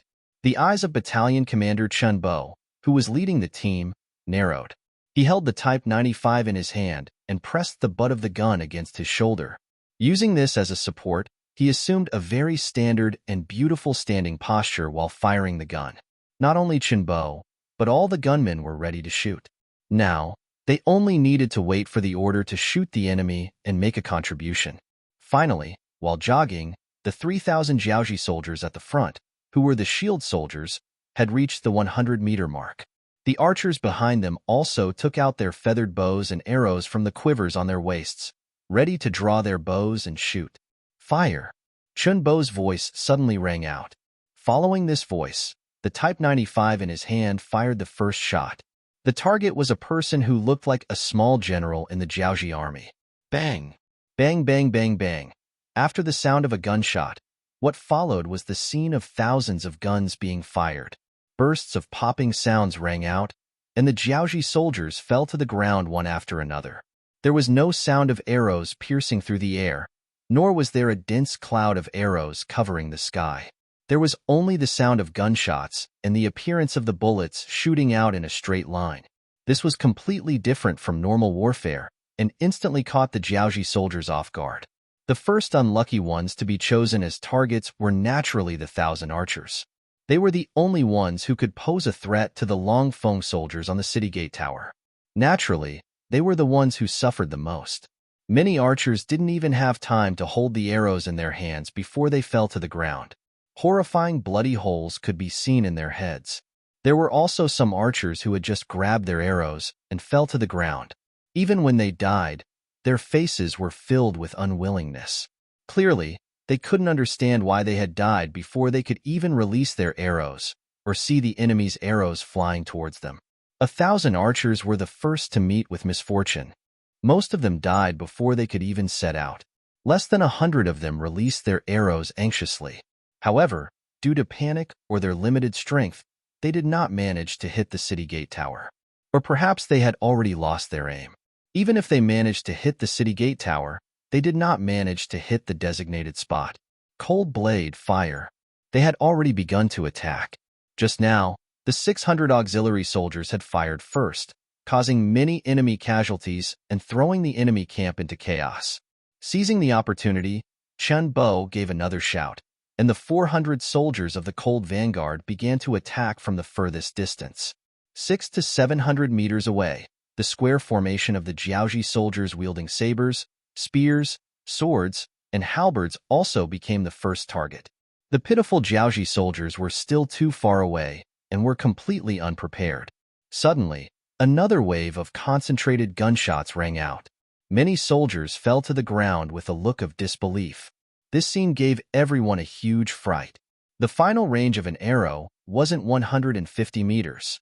At such a distance, only those with extremely strong arms could do it. Archers like this were 1 in 1,000. Most of the time, being able to shoot a distance of 100 meters and hit the target with the bow was already very difficult. In reality, the true killing range of an archer was around 60 meters. At such a distance, as long as one had undergone strict training and possessed a certain level of strength, one would be able to kill the enemy. In other words, the actual killing range of an arrow was only around 60 to 70 meters. However, a new weapon that could kill people from 600 meters away had suddenly appeared. That was equivalent to 10 times their attacking range. It was no wonder that the Jiaoji soldiers were afraid, flustered, and terrified. This type of sudden attack also caused the minds of the Jiaoji soldiers 600 to 700 meters away to become chaotic. Even though they saw their comrades die miserably beside them, there were still very few people who made the preparations to flee.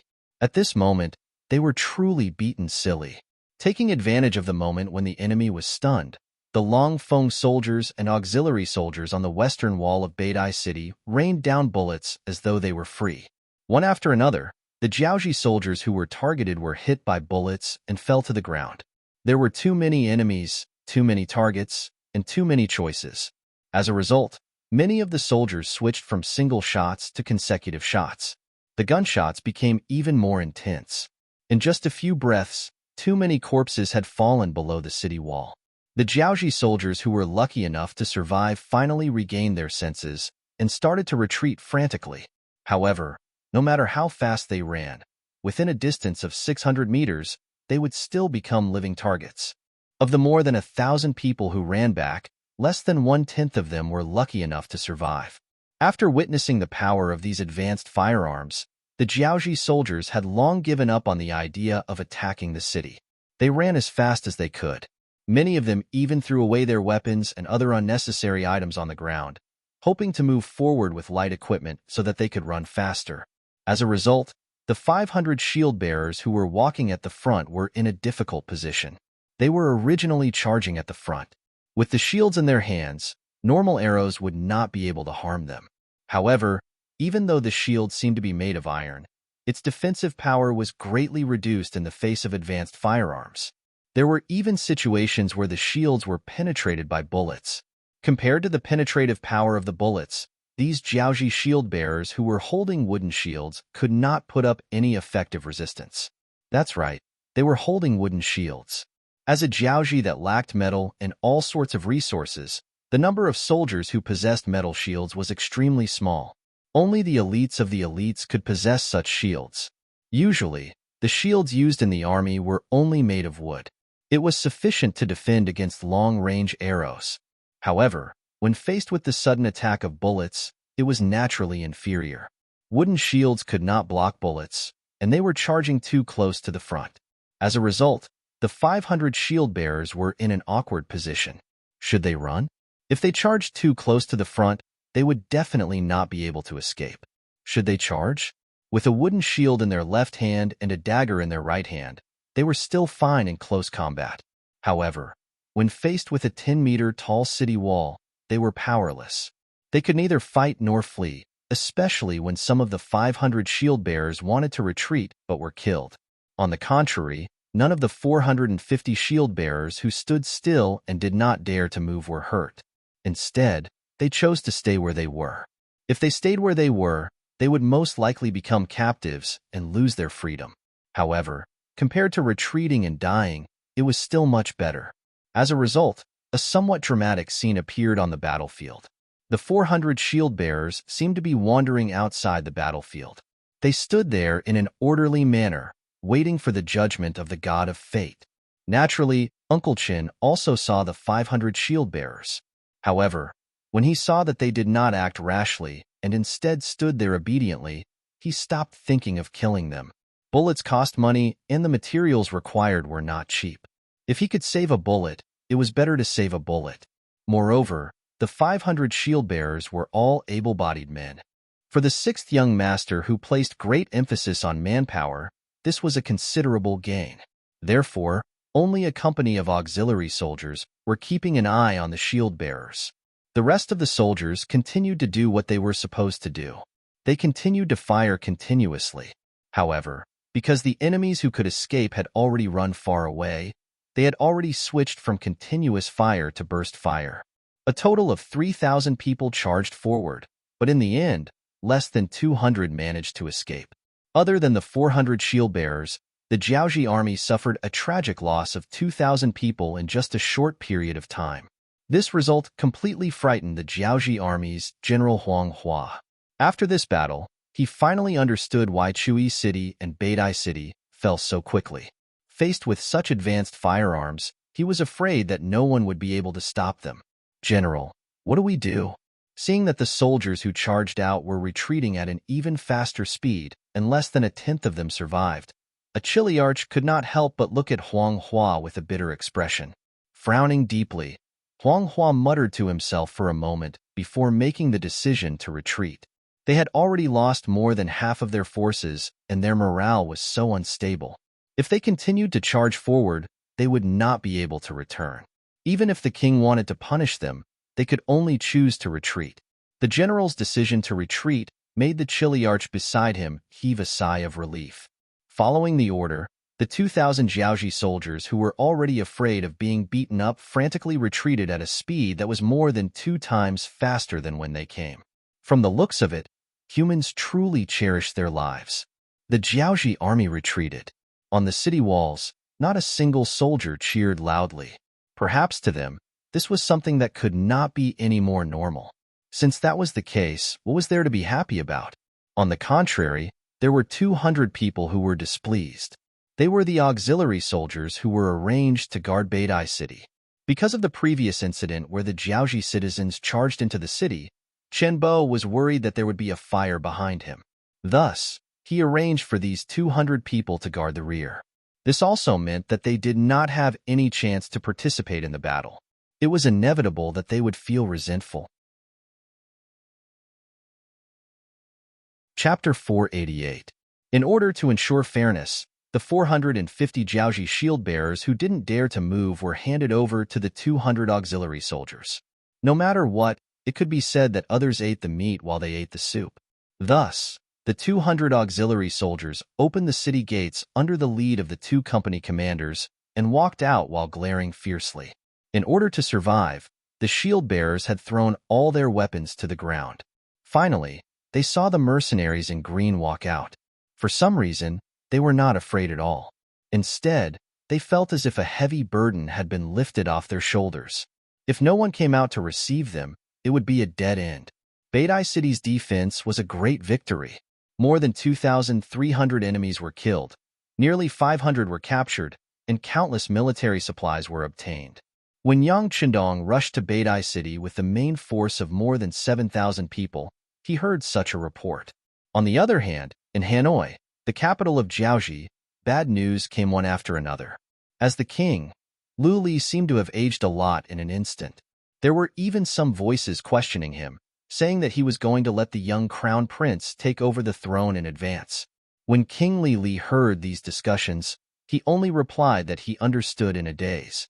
Then, he turned around and entered the royal palace, not seeing anyone else. The king didn't want to see anyone. This caused the officials to panic. Many of them went to Prime Minister Yuan Chunqing to ask for advice.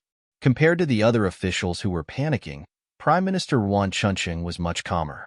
"Everyone, don't worry. The crown prince is about to enter the city. Let's go welcome him together. Although Li had many concubines, he only had 2 sons. One was his eldest son, Li Siki, but he died early. The other was the crown prince's second son, Li Yuanlong. All this time, in order to not have any conflicts with the royal family, Li Yuanlong chose to go to Juzhen Prefecture in the south of Jiaoji. Since he was his father's only son, he wouldn't pass the throne to anyone else. Thus, the crown prince left the capital. Needless to say, this Li Yuanlong was quite capable. According to history, he had indeed inherited Li Li's legacy. During his reign as the king, the strength of Jiaoji had risen significantly. Geniuses would always show themselves wherever they went. For example, in Jiuzhen County, he relied on the geographical environment near the sea to make Jiuzhen County very prosperous. Of course, it was also because it was close to the sea that he had heard about mercenaries. Occasionally, when he sent out ships to trade with other countries, he would see mercenary warships with 5-starred red flags hanging high above. Compared to the ships of other small countries, the warships of the mercenaries were very domineering in terms of size, water consumption, and attack power. Rumor had it that their ships were equipped with heavy cannons that could sink any hostile ships from a long distance away. Slowly, the ships of the mercenaries became the masters of this area. If other ships wanted to pass through here, they had to pay a heavy tax.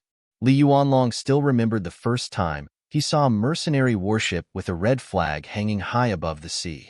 Naturally, he was filled with envy when he saw the huge ship sailing past. Since then, Li Yuanlong had given strict orders to his subordinates to not make enemies with the mercenaries. On the contrary, they were to pay taxes on time and not play any tricks.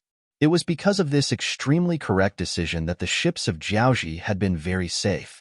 Because of this, they had made many maritime transactions with other countries and earned a lot of money. It was a pity that maritime transactions prohibited the use of ironware. Otherwise, Jiaoji would have been able to obtain even more ironware and increase the strength of its army. However, he never expected that his father and his country would make enemies with the mercenaries and even lead them to kill their way into the country. When he heard the news, Li Yuanlong rushed over with the 30,000 men of the crown prince's personal guards. On the way, he heard the news of the defeat of the army outside Beidou City.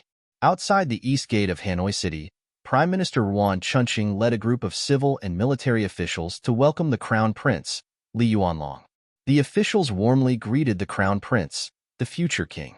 For the sake of their future, it seemed like everyone wanted to curry favor with him. On the surface, Li Yuanlong was chatting and laughing with the officials. However, he quickly called Prime Minister Yuan Chunqing to the side.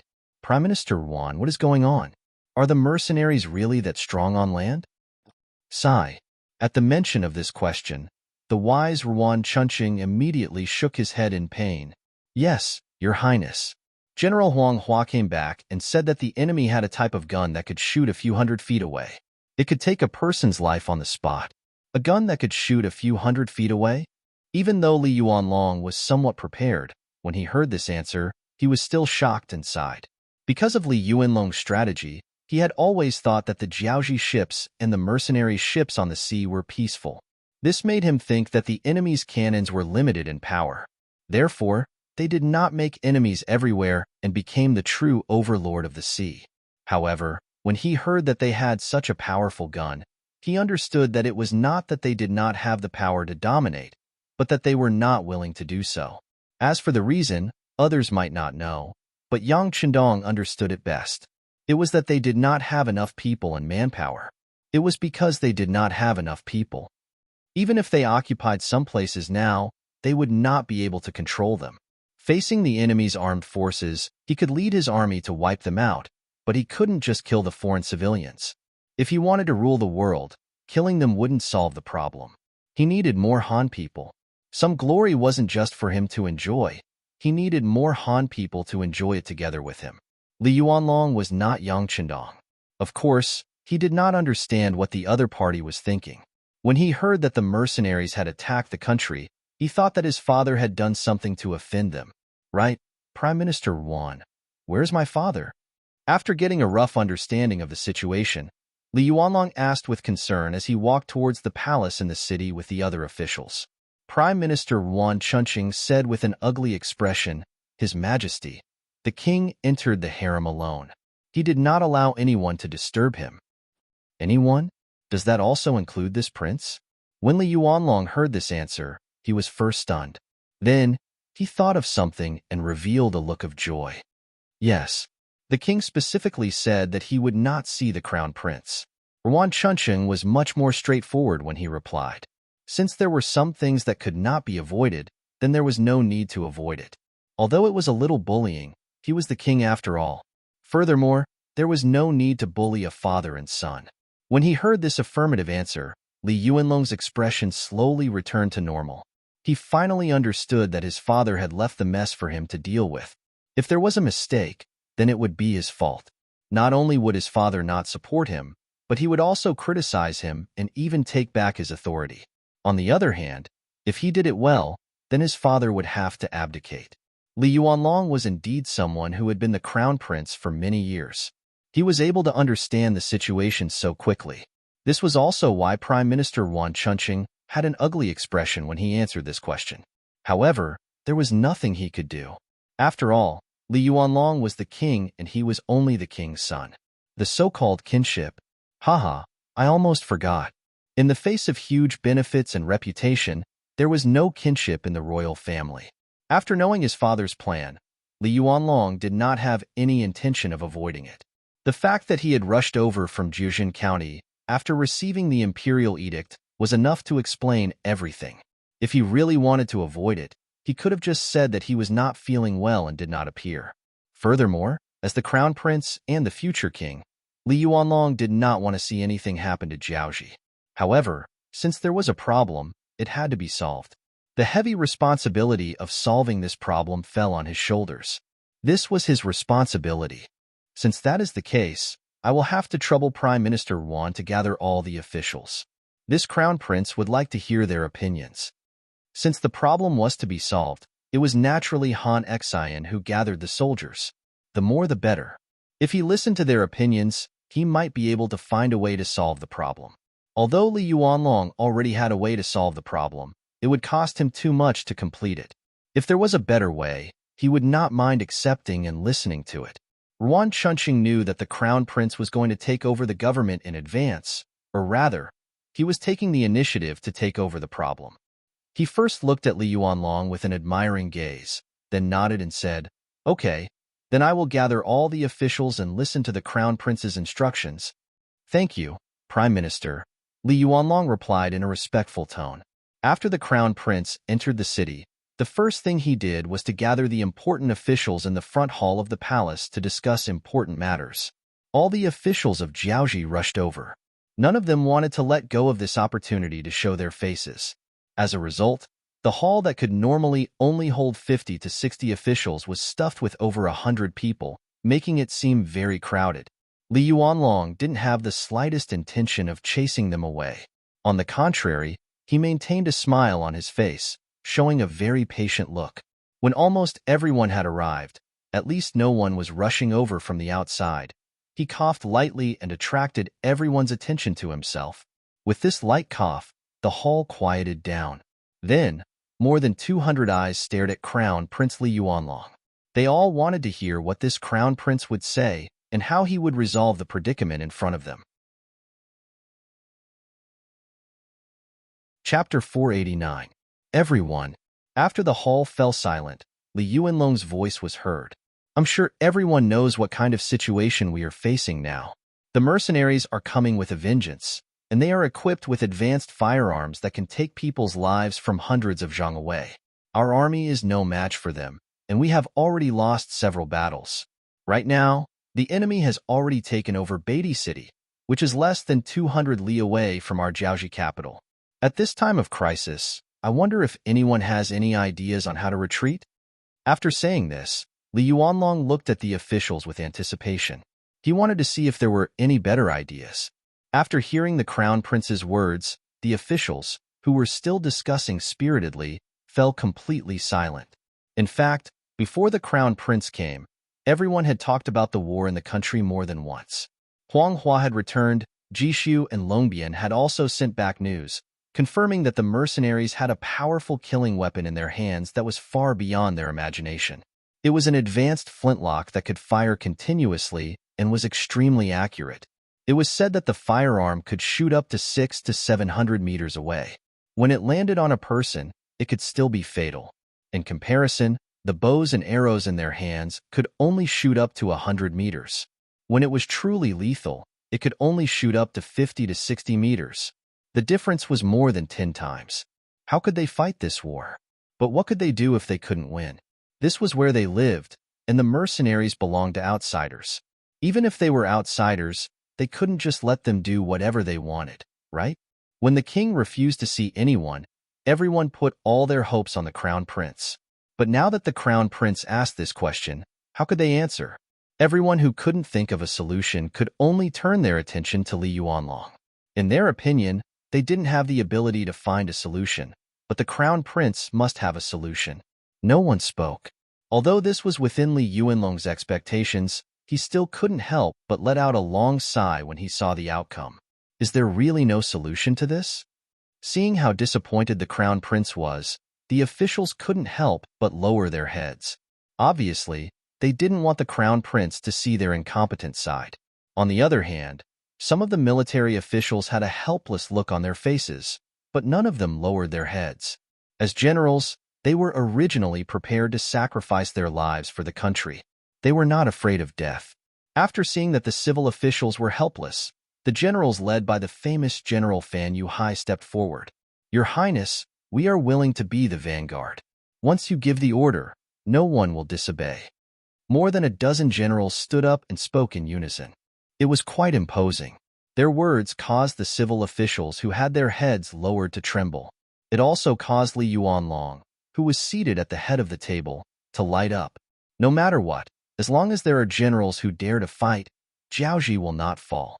The most important thing was that with the support of these generals, his position as the temporary commander would be stable. Good. Generals, your courage is commendable. This crown prince is very happy. Li Yuanlong's gaze fell on Fan Yuhai, Huang Hua, and the other generals as he spoke emotionally. After speaking, he shook his head. However, there is a huge disparity in the weapons of both sides. Even if the generals aren't afraid of death, this crown prince doesn't want to throw away his life. Before we can think of a better solution, we have to carefully consider whether to fight or not. Your Highness. When Fan Yuhai heard the meaning behind Li Yuanlong's words, he became anxious. He could sense that the crown prince was going to give up the battle and ask for peace. All right, this crown prince has his own plans. Where is the prime minister? Li Yuanlong interrupted Fan Yuhai's next words and swept his gaze across the officials. This old official is here. Ruan Chunqing took a step forward. This crown prince orders you to represent this crown prince in negotiating with the mercenaries in Beidao City. See what they want. If they are willing to withdraw their troops, we are willing to compensate them.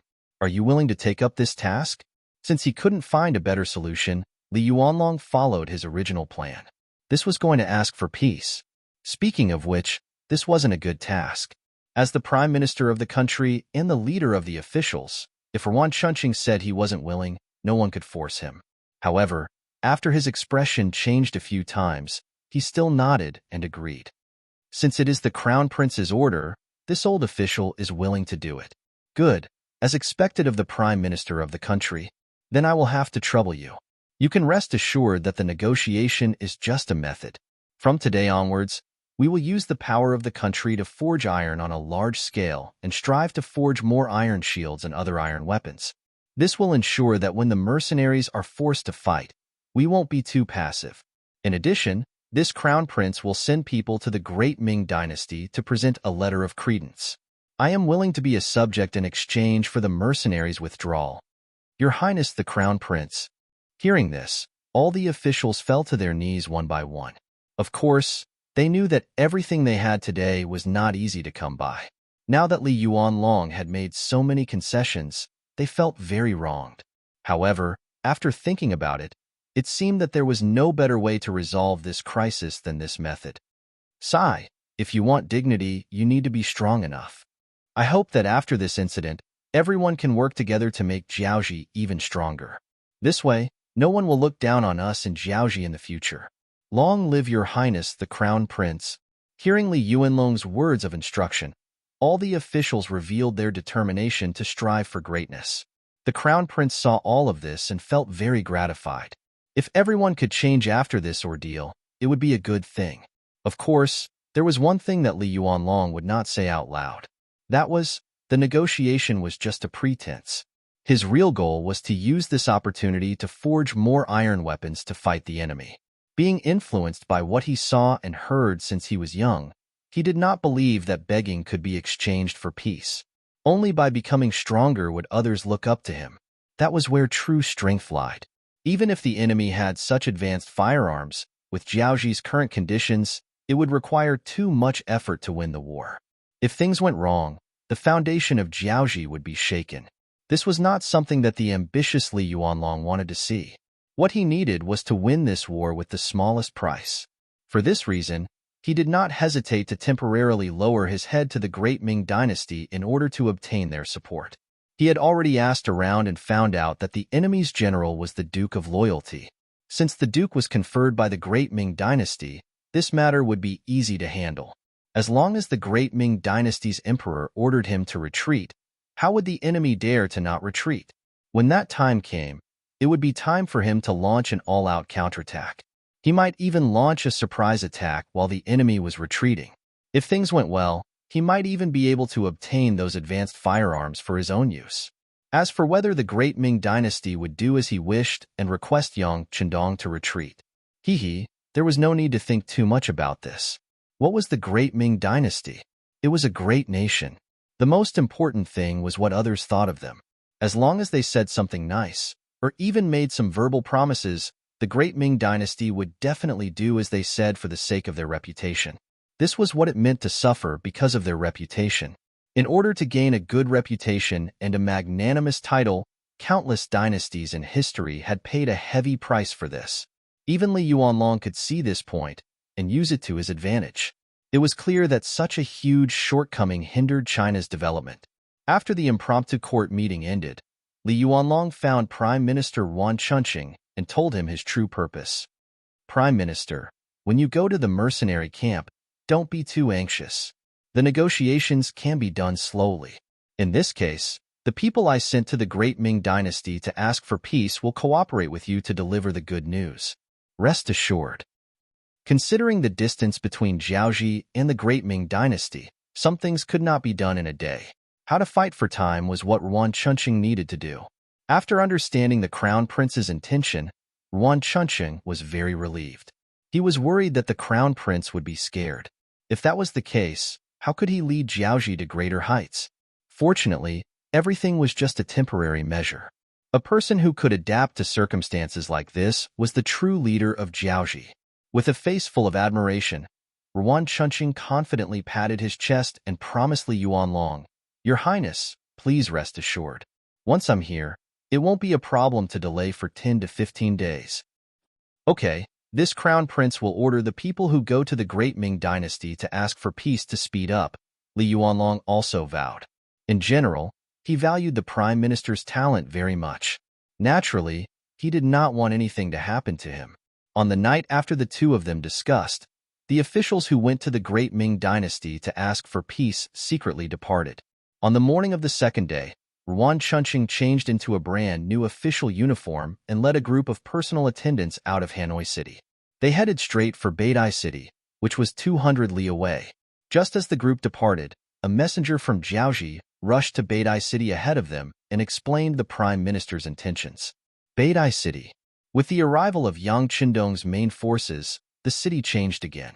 The rich people who instigated others to attack the mercenaries were all dragged out of their homes. Anyone who dared to resist or disobey was killed without mercy. Yang Chendong admitted that he did not have a good temper when it came to people of other races. This was especially so for people who wanted to stab him in the back. His hatred would not last overnight, and he would take the opportunity to settle it. Under Yang Chendong's ruthless methods and policies, more than 20 rich people were brought out of their homes. In the beginning, there was some resistance. However, After more than 60 people from 2 families were killed, the rest became obedient. When the people were arrested, they were brought out of their homes obediently. Chapter 490. The orders of those who were brought out had already been decided. Just like in Chui City, the temporary small square was filled with wooden stakes. More than 20 people were tied to the stakes one by one. Then, the common people gathered. The Han people were singled out and naturally became a special class, living a life of eating and wearing warm clothes. After meeting up with Qin Bo's 3 battalions, the army expanded to over 8,000 men. It was more than enough to clear out a small Beatty city. In an instant, the Han people were elated. The Jiaoji people became restless. Even when they slept at night, they didn't dare to close their eyes. They were afraid that the mercenaries would rush in and take them out to parade through the streets. It was no wonder that the people of Jiaoji were so worried. Every day, because of the Han people's accusations, some of the Jiaoji people who had bullied them in the past were dragged out of their warm beds in the middle of the night. Only the people of Jiaoji who had always been kind to others could truly sleep peacefully. In just 2 days, the atmosphere of the entire Beatty city changed, especially when the mercenaries announced that most of the people who were supposed to be captured had been captured. If there were no other accidents, they wouldn't disturb the lives of the commoners. Only then did the panic slowly subside. It was also at this time that news of Prime Minister Wan Chuanqing's arrival for negotiations reached the ears of Yang Qindong. According to the news, Prime Minister Wan would arrive at Beatty City by tomorrow afternoon at the latest. At that time, he hoped that everyone would be able to sit down peacefully for a discussion. Some of the Yangtze new army officers didn't agree with the Jiaoji people's request for negotiations or even submission. They believed that since the advantage was in their hands, the moment they arrived at Jiaoji, it was only natural that the country would be destroyed. But for some reason, the 6th young master actually agreed to the request for negotiations. He even said that he would welcome the other party into the city. When the news came out, many of the officers were confused. Those with bad tempers were even more upset. In other words, if the order had been given by Yang Qindong, or if it had been any other general, even Long Song and Gao Xiong would have been criticized. The officers did not understand this decision and were conflicted. As the political commissar of the 2nd Regiment of the Cold Front, Kong Jie immediately went to Yang Qindong and expressed his concerns. Kong Jie had a troubled look on his face. When he saw Yang Qindong, he said, "6th young master, regarding the negotiation with Jiaoji, the officers are quite upset. Although we can't see anything wrong with them, if we can't explain it clearly, it will affect the morale of the soldiers." Kong Jie did not come here to criticize Yang Qindong. He did not dare to do so. He was just reporting his concerns because of his duty. Regarding this, Yang Qindong could understand. He naturally had such a plan. Since Kong Jie came looking for him, it was time for him to give the officers an explanation.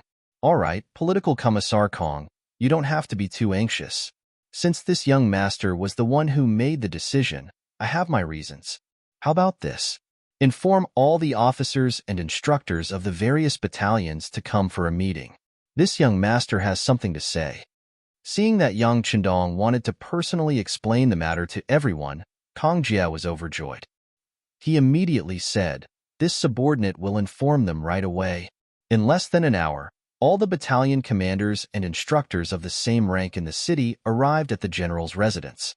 This used to be Pan Wenfei's residence, but he was now dead. Naturally, this place became Yang Qindong's temporary residence. More than 30 battalion commanders rushed over and stood orderly in the courtyard. Their eyes were fixed on Yang Qindong, who was looking up at the sky.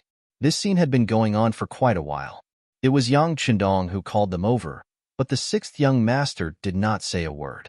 He only looked up at the sky. Naturally, no one dared to rush him. They could only stand in standard military posture and straighten their bodies. After about the time it took to drink a cup of tea, Yang Qindong slowly lowered his head. To be honest, it was uncomfortable to look up at the sky for a long time. However, in order to remind these officers, there were some things that had to be done. It was a good thing that the officers could have their own opinions. However, if they dared to question the decision of their superior, they would not be allowed to do so. For example, a platoon commander only saw the soldiers of his platoon. that was bound to have limitations. A company commander only saw a company, unlike a battalion commander who could see the bigger picture. As the actual founder of the mercenary army, as well as the highest leader, Yang Qindong naturally saw the bigger picture. In order to accomplish this, it was inevitable that he would make some concessions. For example, allowing the Prime Minister of Jiaoji to negotiate was influenced by the bigger picture. As the territory grew larger in the future, the chances of something like this happening would also increase. He could not possibly explain it to his subordinates every single time. This time could be an exception, but it would only be limited to this one time. Through this incident, Yang Qindong wanted to tell everyone that they could doubt his decision, but they had to obey. Otherwise, they could just go back to wherever they wanted to go. There were no three-legged toads, but there were plenty of two-legged toads. Seeing that the time it took for an incense stick to burn had passed and the emotions of the officers had calmed down, Yang Qindong finally spoke. I don't care what you think of yourselves. I don't care what kind of dissatisfaction or opinions you have in your hearts. Right now, this young master wants to ask you all one question. With our current strength, can we take down all of Jiaoji's cities without shedding any blood? Without shedding any blood? Hearing Yang Qindong's words, all of the officers shook their heads in unison. In terms of brute force, there were no cities in Jiaoji that they could not take down. However, it was impossible for them to take down a city without using a single shot. Seeing that all of the officers were shaking their heads, Yang Qindong snorted coldly. A sharp glint flashed across his eyes. Since you can't do this, what right do you have to be arrogant? Why can't you have a proper discussion with the other party's envoy? Don't tell me that you want to show off your strength and disregard the safety of the Han civilians? Under the harsh criticism, the faces of some of the officers turned ugly. They only considered that their military strength was already very strong. The defense of Beatty City was the best example. Since they already had the initiative, why did they still have to negotiate? Wasn't this like a blind man lighting a lamp? However, when they heard Yang Qindong's questioning, they realized that such a rash action would cause the deaths of all the Han civilians in Jiaoji. Since they could slaughter their way into the various cities of Jiaoji, why couldn't the other party wipe out all the Han civilians in the city before they arrived? If that was the case, even if they killed the civilians, what would they gain? They were nothing more than empty cities with nothing to show for it. This was not their initial strategic goal. They wanted to open up another base here, not just to show off their tyrannical military strength. It could be said that when Yang Qindong said those words, many of the officers understood what was going on. They thought about how they were just ordinary civilians not long ago, living in an abyss of suffering.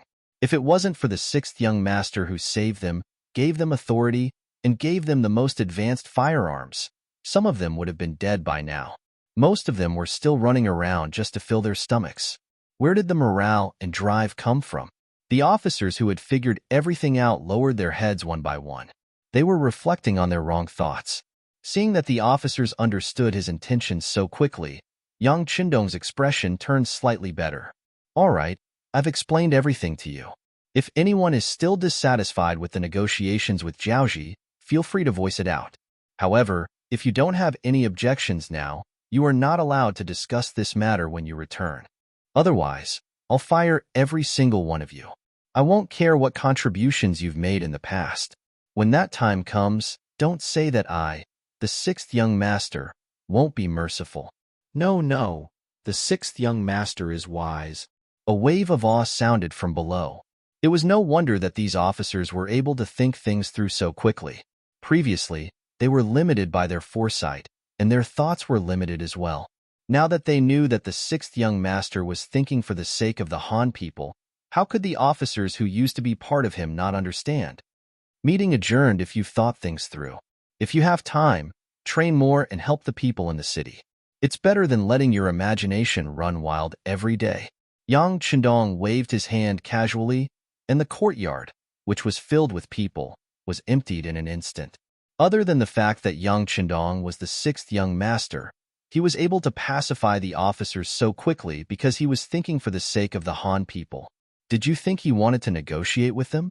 However, if he didn't do so and force Jiaoji into a corner, they would vent their anger on the Han people within their borders.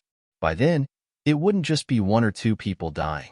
Both the information from the Security Bureau and the words of the surrendered Hongjin proved that out of the less than 3 million people in Jiaoji, there were at least 200,000 Han people.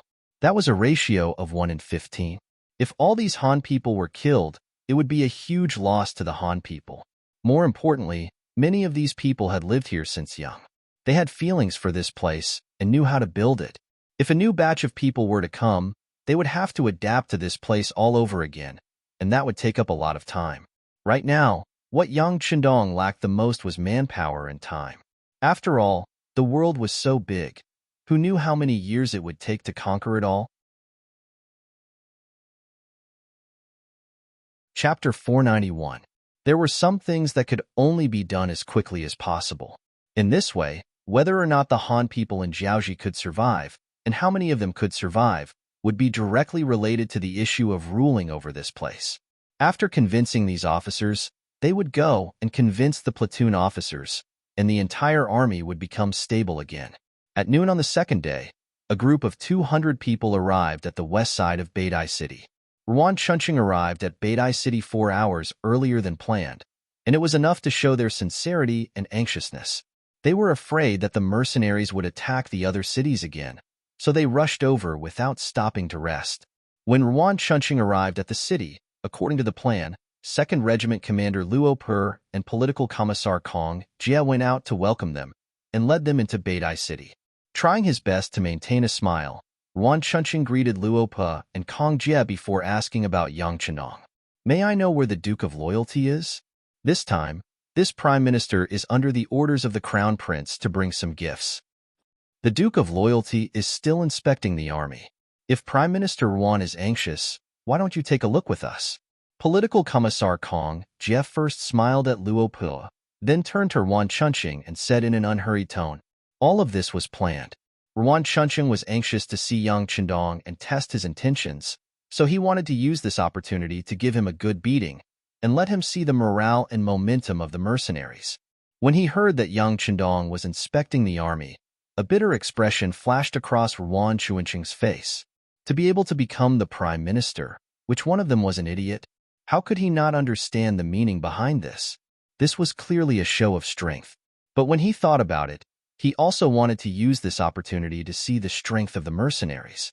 As the saying goes, only by knowing yourself and your enemy can you win 100 battles. Ruan Chunqing agreed. Then I will have to trouble the two generals. Under Luo Per and Kong Jie's lead, they arrived at the northernmost part of the city. This was originally a trading market, but now it was occupied by the mercenaries as a temporary military camp. When they saw the temporary wooden fences from afar, they heard a neat battle cry. As the Prime Minister of the Jiaoji nation, Ruan Chunqing had seen all kinds of situations. He had even entered the military camp of Jiaoji countless times. However, this was the first time he had heard such a unified voice. He hadn't even seen anyone yet, but just from these deafening voices, he knew how high the morale of the mercenaries was. Ruan Chunqing's face changed slightly, which was noticed by Political Commissar Kong Jie, who was observing him from the side. Then he made a gesture of invitation with a smile. "Prime Minister Ruan, don't you want to see the Duke of Loyalty? He's inside, please." "All right, please, let's go together." Ruan Chunqing forcefully suppressed the fear in his heart and said with a forced smile. There was an entire platoon of Long Feng on duty at the entrance of the barracks. Although it seemed that there was no problem with the security of Beidai City, this place had just been recovered, so it was necessary to be vigilant. The platoon leader in charge of the guards at the entrance was Lu Jian. He was from Mount Chishan of Ryukyu Island. A while ago, he was caught by the imperial guards at the Songru shop in Gaozhou Prefecture of the southern Ming dynasty. After passing the test, he didn't say a word about the mercenaries. A while ago, he made a military contribution in the defense of Beidai City and was promoted from an auxiliary platoon leader to a platoon leader of Longfeng. This time, he was in charge of leading the platoon. When he saw the regiment commander and political commissar walking over with a group of people dressed in Jiaoji attire, he raised his right hand with a wooden expression and said loudly, "Any outsiders who want to enter the barracks are not allowed to carry weapons. Please remove your weapons." Ruan Chunqing's face turned ugly when he heard Lu Jian's words. If the mercenaries wanted to deal with him, it should be very easy. However, at least they had weapons on them, so they still had a trace of resistance. But if even their weapons were confiscated, then wouldn't they become fish on the chopping board? Wouldn't they be at the mercy of others? Ruan Chunqing didn't agree immediately. The guards beside him stepped forward and pulled out their swords, shouting, "Who dares to confiscate our weapons? We are here to negotiate as representatives of the Jiaoji army, not prisoners of a defeated army." HM? Lu Jian narrowed his eyes and turned around to look at the row of Longfeng soldiers behind him. The Longfeng soldiers laughed out loud. Since he dared to use his saber in front of them, it just so happened that they hadn't fought for 2 days. It was a good opportunity to warm up. Seeing that Ruan Chunqing had unsheathed his saber, his opponents in military green camouflage uniforms laughed instead of getting angry. Ruan Chunqing's bodyguards' expressions turned ugly.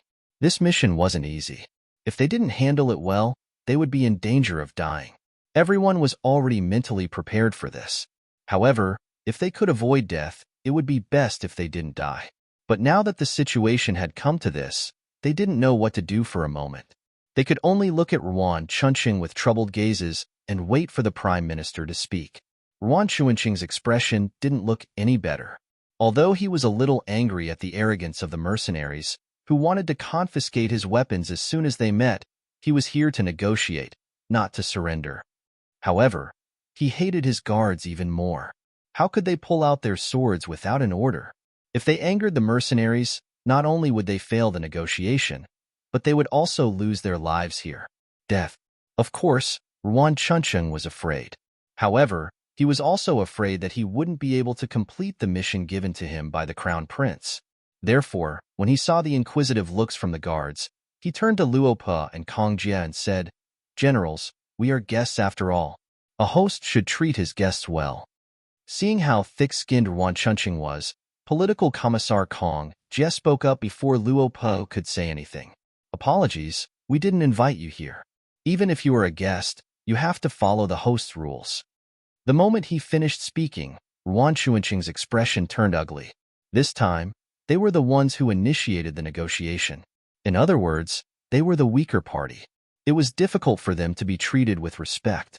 Without looking at Ruan Chunqing's expression, Kong Jie's eyes fell on Lu Jian. Although he didn't say anything, his meaning was very clear. He wanted Lu Jian to do whatever he wanted, regardless of the fact that they were here. Lu Jian was a smart person to be able to become the platoon leader of the Cold Vanguard platoon. Seeing that the regiment commander and the political commissar had nothing else to say, he chuckled with a sinister look on his face. He raised his right hand and said to the 30 soldiers behind him, "Brothers, someone dares to show off his weapon in front of us, Cold Edge. What do you think we should do? What else can we do? Teach him a lesson." The 30 Cold Vanguard platoon members were already itching for a fight. Now that they received their platoon leader's order, they knew what to do. Each of them smiled as they took out shiny bayonets from their waists and equipped them with the 95-style spearhead. Not using bullets was already a form of respect for the Jiaoji guards. Otherwise, the battle would have ended before the fight even started. The 30 soldiers equipped with the 95-style spearhead smiled as they surrounded Ruan Chunqing.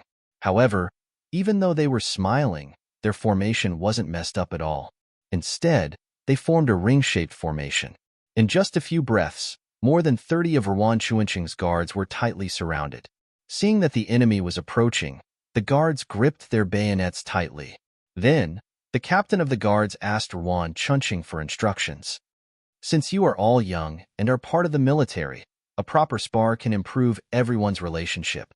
However, you must remember that your subordinates must know their limits. There must be no deaths." Ruan Chunqing could see that this battle was inevitable. However, he didn't want anyone to die. Otherwise, the negotiation would fail. That was why he reminded the captain of the guards. Speaking of which, as the Prime Minister of Jiaoji, Ruan Chunqing's guards were naturally skilled. In a one-on-one battle with cold weapons, he couldn't think of any possibility of failure. After Ruan Chunqing gave the order, the captain of the guards nodded immediately. Then, he said to the guards beside him, "Master said that no one can die. You must act appropriately." "All right." All the guards nodded in unison. However, compared to the Cold Vanguard platoon members who were orderly and gave the same command, These people's answers were more scattered. Seeing that the Jiaoji guards were ready, Lu Jian also pulled out the bayonet from his waist and inserted it into the 95-style spearhead.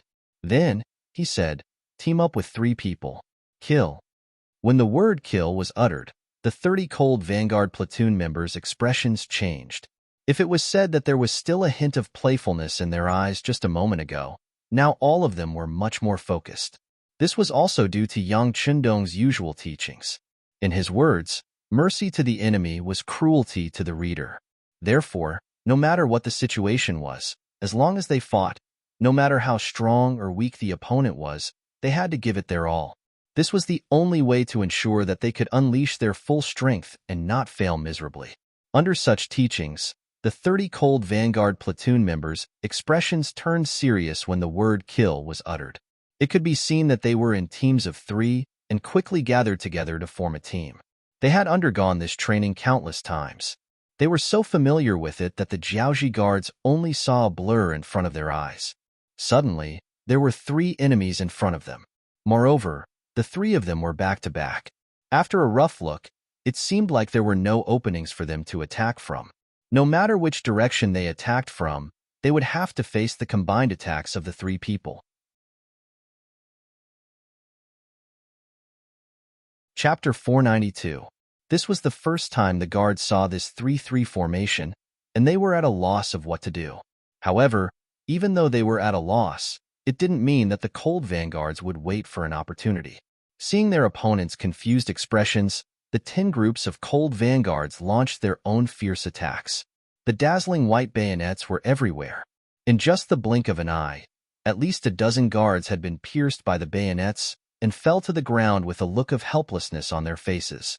Lu Jian also faced Yuan Chuanqing's guard captain with his bayonet. The only difference was that they were fighting one-on-one. The guard captain held a large machete in his hand.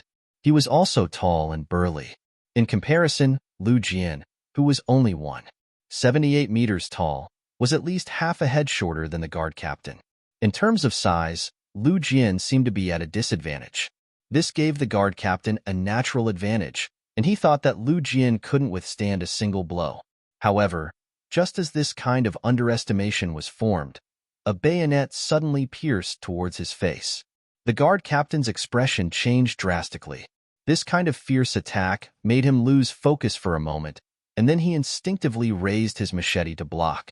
Clang! Under the short exchange of weapons, the bayonet and machete clashed for a moment.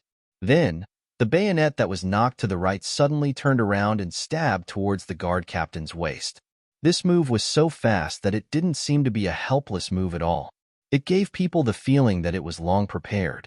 To be able to become Yuan Chuanqing's trusted guard captain, his skills were naturally extraordinary. In order to obtain this position, he had competed for a long time and defeated many opponents. Therefore, even though the dagger was as fast as lightning, the captain still managed to dodge it at the last moment with a twist of his waist. This made Yuan Chuanqing, who was watching everything from the side, sigh in relief. Just as he thought that Lu Jian's attack was over, and it should be his guard captain's turn to counterattack, the bayonet suddenly turned around and left a bright red wound on the guard captain's waist. Hiss! After the sharp bayonet cut through his waist, the guard captain felt a burst of pain. His face couldn't help but twist and become a little terrifying. He had calculated everything, but he had never considered the uniqueness of the bayonet. It wasn't like a spear that could only stab. It wasn't like a saber that could only slash. It wasn't like a sword that could only stab. It wasn't like a sword that could only stab and slash. On the contrary, this bayonet could be used to stab, chop, whip, chop, and flick. It could be used to its fullest potential and could form an extremely effective killing force. As such, when faced with such a weapon, if one were to view it as an ordinary weapon, it was inevitable that one would suffer a loss. Just like this time, the whipping stance left a bloody wound on his waist. As blood continued to drip from the wound, the guard captain felt that his reflexes and strength were gradually losing. The 30 or so guards were in the same situation as the head of the guards, or perhaps even worse. In front of the 3-3 battle formation, in front of the seemingly omnipotent bayonet, none of the guards could withstand a single blow from them. Often, The guards with some skills could block one bayonet attack, but the next bayonet would fly over, making it impossible to guard against and impossible to dodge. The moment Lu Jian injured the captain of the guards, the battle on this side had already ended. None of the 30 or so guards could stand. All of them were lying on the ground with injuries all over their bodies. This was because the Long Feng soldiers didn't intend to kill and intentionally held back. If this was a real battlefield, it wouldn't be just 30 or so injured that were lying on the ground, but 30 or so corpses. Enough. Ruan Chuanqing's expression turned extremely ugly when he saw that the guards he was so proud of were all defeated in such a short period of time. He was afraid that more of his men would be injured or killed if this went on. Thus, he roared loudly. When the country's prime minister put on a stern face, he naturally had an intimidating aura. Unfortunately, this aura was nothing in the eyes of Luo Pe and Kong Jie. On the contrary, the latter said in a mocking tone, "What's wrong? Prime Minister Ruan, are you afraid? Hee, if you are, you can go back to Hanoi City now and regroup. We will see who wins and who loses on the battlefield." He was obviously trying to provoke Ruan Chuanqing. How could Ruan Chuanqing respond? Although he was a little annoyed that his guards didn't give him face, he wouldn't forget what his mission was. Next, he pretended that he didn't hear anything and said, "Generals, I'm here to see the Duke of Loyalty. Please lead the way." The Duke of Loyalty is in the barracks, but you can't bring any weapons in. Kong Jie reminded with a smile. This old man understands. This time, Ruan Chuanqing was straightforward. He reached out and took off the sword on his waist, which was used as an ornament, and handed it to a guard behind him who had just gotten up. Then, he said to the head guard, "Put down your weapon and follow this old man in." Ruan Chuanqing's cooperation made Kong Jie speechless. In his heart, he sighed at Ruan Chuanqing's flexibility. He signaled Commander Luo Pe with his eyes. After seeing the other party nod in agreement, he smiled and said to Ruan Chuanqing, "Prime Minister Ruan, please." A fight broke out suddenly and ended quickly. In the end, Long Feng won. Of course, Long Feng had the advantage of being equipped with a bayonet, but more importantly, it was because of their cooperation. In other words, Long Feng was Long Feng. Even if he fought with cold weapons, one-on-one, or even one against many, he was still able to win. When they finally stepped into the barracks, they saw 5 guards every 3 steps and a sentry every 5 steps. These guards were all Long Feng. Their training was basically over. What they needed to improve was their killing techniques and proficiency on the battlefield. Therefore, whenever Yang Chundong had the time, he would train the auxiliary soldiers and temporary auxiliary soldiers. Since they had the advantage in numbers, once they improved their battle prowess, it would be a huge boost to the overall battle prowess of the entire army. Under the guidance of Luo Pe and political commissar Kong Jie, Prime Minister Ruan Chuanqing led the head guard who had a piece of white cloth wrapped around his waist into the depths of the barracks. From afar, he saw the wide training field.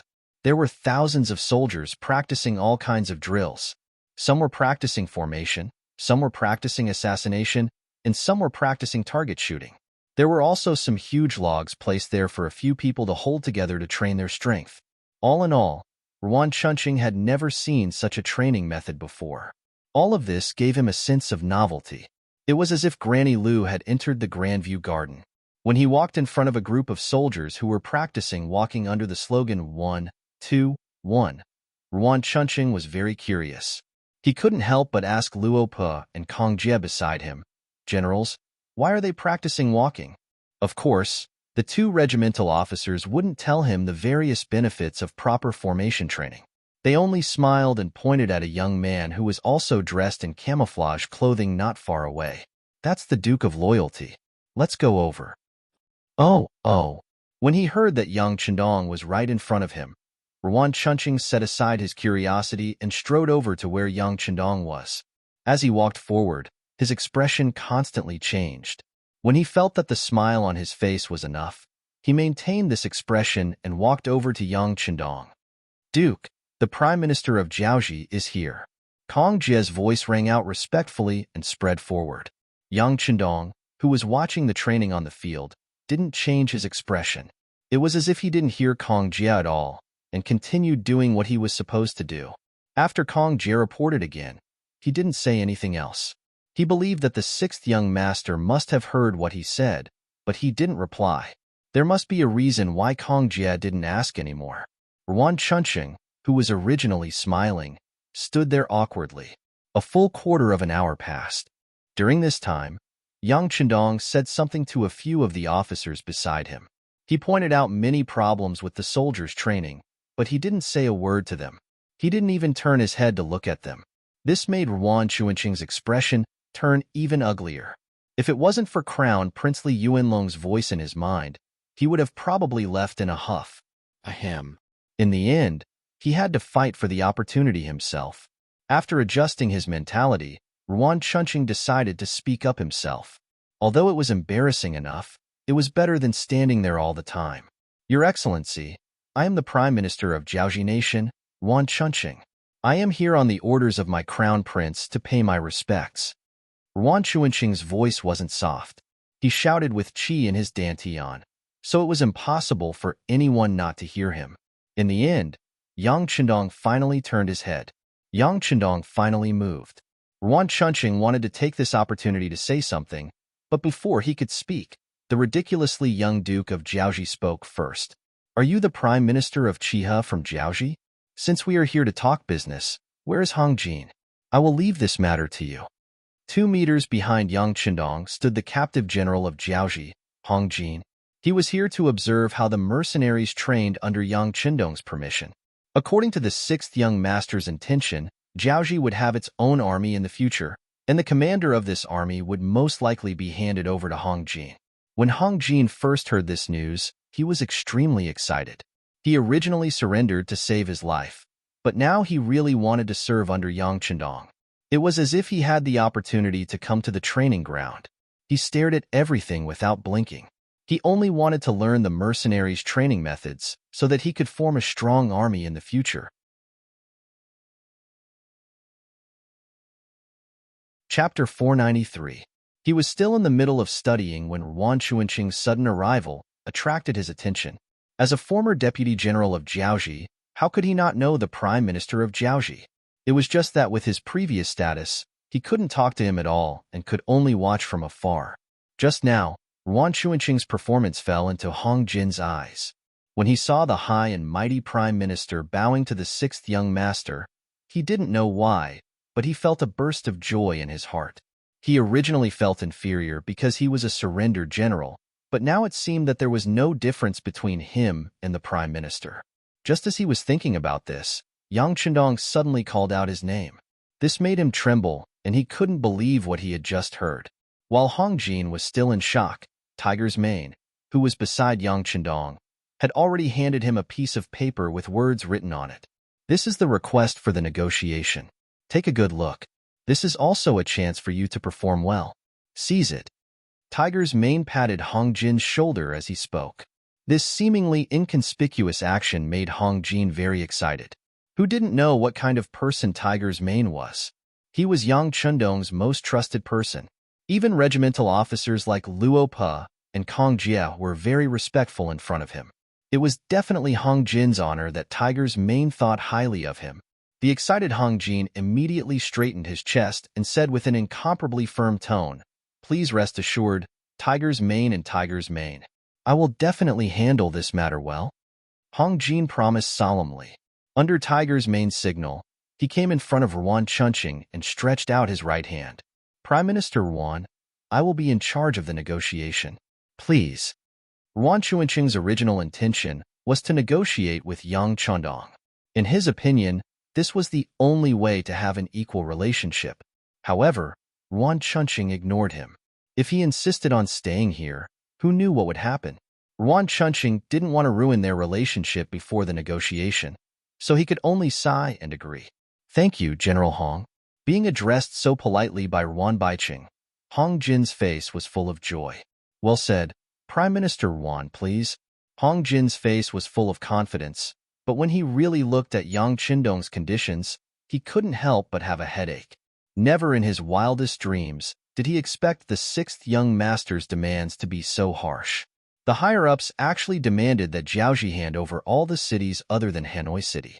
They also demanded that the Jiaoji army disarm themselves and hand over their weapons. How was this a negotiation?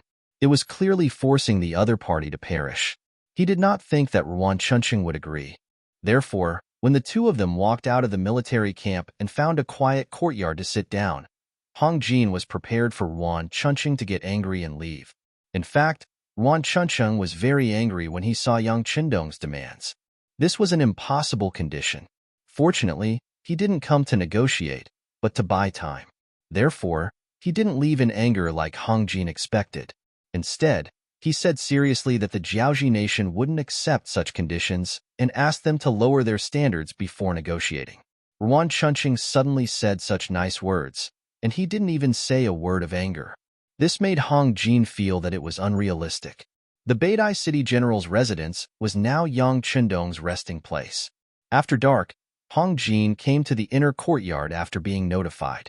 He saw Yang Qindong, who had just finished his dinner and was drinking tea and resting. "Greetings, Duke of Loyalty and Courage."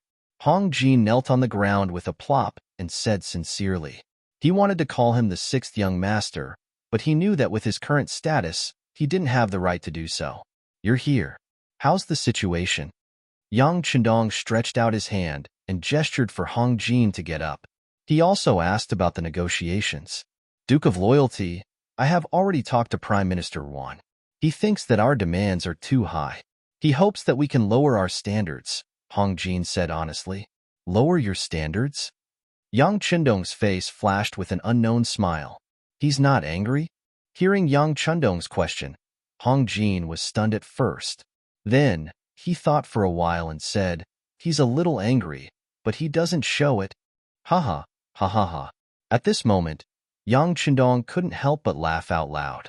He had made demands and conditions that were impossible for the other party to fulfill, but the other party didn't turn hostile or get angry. He only said that the demands were too high. What did this mean? It could only mean that the other party didn't really want to surrender at all. Everything was just a stall for time. So, no matter what request Yang Qindong made, they would use all kinds of reasons to reject it. The so-called negotiations, Jiaoji wasn't sincere, and Yang Qindong was never serious.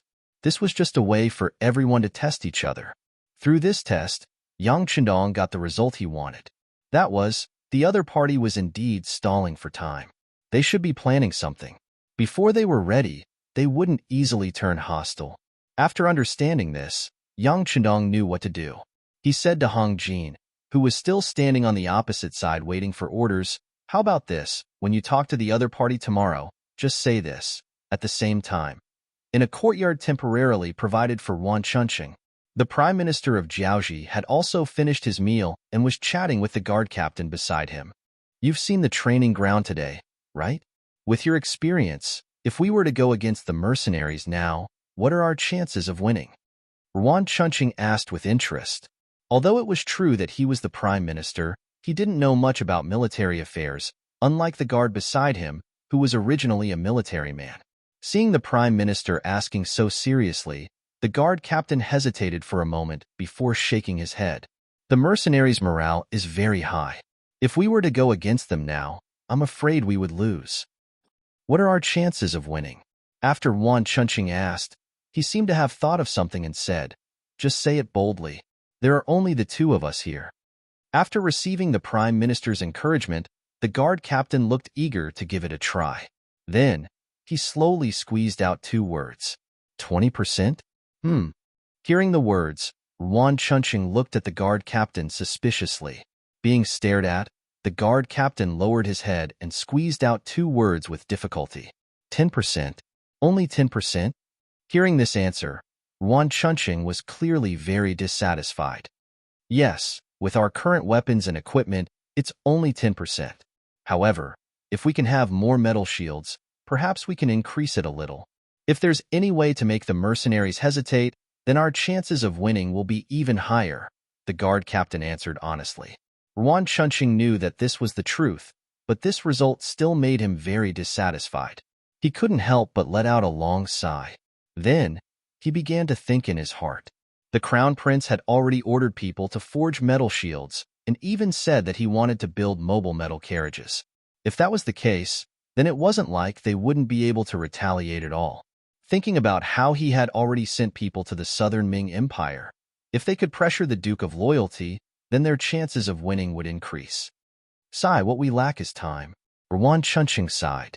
Whether it was forging metal shields, metal carriages, or going to the southern Ming Empire to ask for help, they all needed time.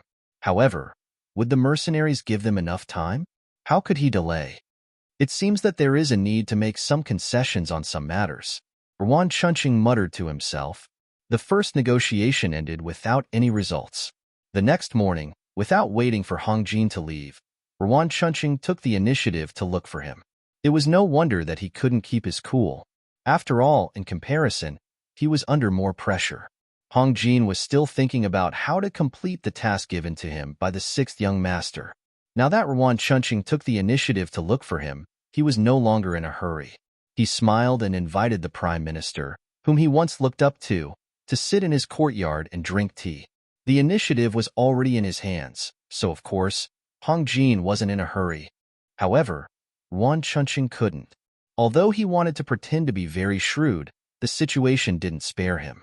Seeing that the two of them sat together and drank 2 pots of tea, he couldn't help but take the initiative to say, General Hong, do you think we can continue the negotiation yesterday?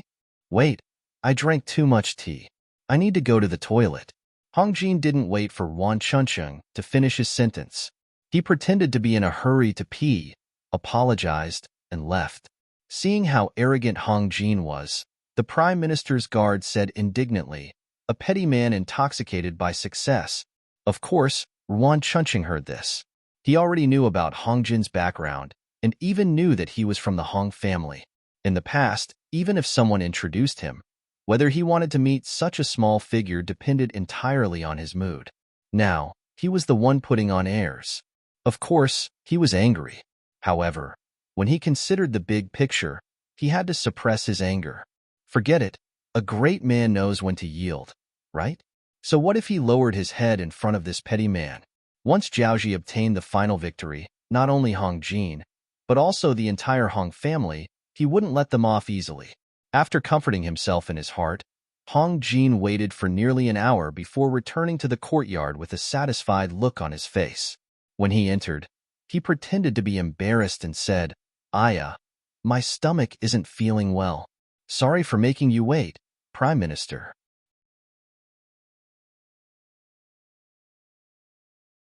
Chapter 494.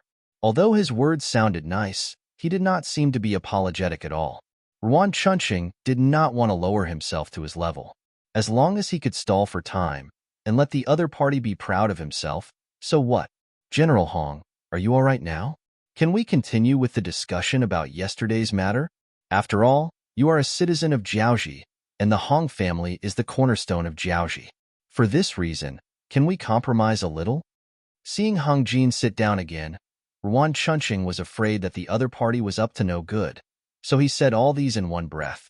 Compromise a little? How? Hong Jin pretended not to understand and asked. Let's see if we can cede a few cities to the Duke of Loyalty. As you know, yesterday's request is no different from wiping out the entire Zhaoji. I really can't agree to it. Ruan Chunqing said shamelessly. No. Unexpectedly, Hong Jin shook his head and rejected the offer directly. Please don't, General Hong. For the sake of the Hong family, please compromise a little. Don't worry, when I return, I will promote the people of the Hong family and make them one of the top 6 families. What do you think? This time, in order to achieve his goal, Ruan Chunqing was really going all out. He could make any kind of promise as long as he could buy some time. As expected, when he mentioned the Hong family, especially when he said that he could make the entire Hong family one of the top 6 families, Hong Jin's eyes lit up, as if he was tempted. General Hong, you must help me. Ruan Chunqing begged for mercy again. Although he could not make the decision on important matters, if he was willing to help, he could buy some time. Perhaps it was because of Ruan Chunqing's humble attitude, or the benefits of the Hong family. This time, Hong Jin did not reject immediately. Instead, he sat there and closed his eyes. After a few breaths, he suddenly opened his eyes and shook his head again. It still won't work. The Duke of Loyalty wants Zhaoji to be completely submissive. It won't work if we give you a few cities. Hearing that it still won't work, Ruan Chunqing really wanted to cry. But fortunately, Hong Jin suddenly said, "This method won't work, but there is another method that we can try." Hearing that there was still hope, Ruan Chunqing suddenly became energetic. He quickly reached out and grabbed Hong Jin's arm and asked, "Is there any other way?" Seeing how agitated Ruan Chunqing was and how hard he was grabbing his arm, a painful expression flashed across Hong Jin's face. "Hurry up and let go. You're hurting me." Oh, it's my fault." "All right, General Hong, if you have any ideas, please tell us quickly." Seeing how easily Ruan Chunqing apologized and how anxious he was, Hong Jin felt that the time was right and said slowly, "I'm sure you know what the loyal Duke did after he took over Beidong City since you've been here for a day." "What did I do?" Facing this question, Ruan Chunqing was puzzled and thought hard. As expected of a prime minister, his mind worked quickly. It was unknown what he thought of, but he suddenly raised his head to look at Hong Jin and asked, "General Hong, are you referring to Duke Zhongwei's policy towards the Han and Jiaoji people?" Hearing that the topic was about to be discussed, Hong Jin couldn't help but be amazed at how smart the other party was. He nodded at this moment. "That's right. The loyal Duke is very good to his own people. This general has heard from him more than once that he is worried about the status and living conditions of the Han people in Jiaoji. If we can work on this aspect, we might be able to cater to his interests and give Jiaoji a chance to breathe." HM? Hearing this, Ruan Chunqing's mind spun quickly. He thought that if he could really work on the Han people, wouldn't he be able to buy some time for the crown prince? This was the new request that Hong Jin received when he visited Yang Chendong last night. Previously, Yang Chendong was worried that the Han people would suffer losses if a war broke out. It would be great if they could save them in advance. Right at this moment, Ruan Chunqing arrived. Yang Chendong wouldn't believe that the other party wanted to negotiate or even surrender. It was already good enough that Jiaoji was under the Ming dynasty's jurisdiction. However, this wasn't the result that Yang Chendong wanted. If he wanted to raise the status of the Han people, it wasn't just about convincing the enemy. It wasn't even important to convince them. After all, who knew what would happen the next day if they were convinced today?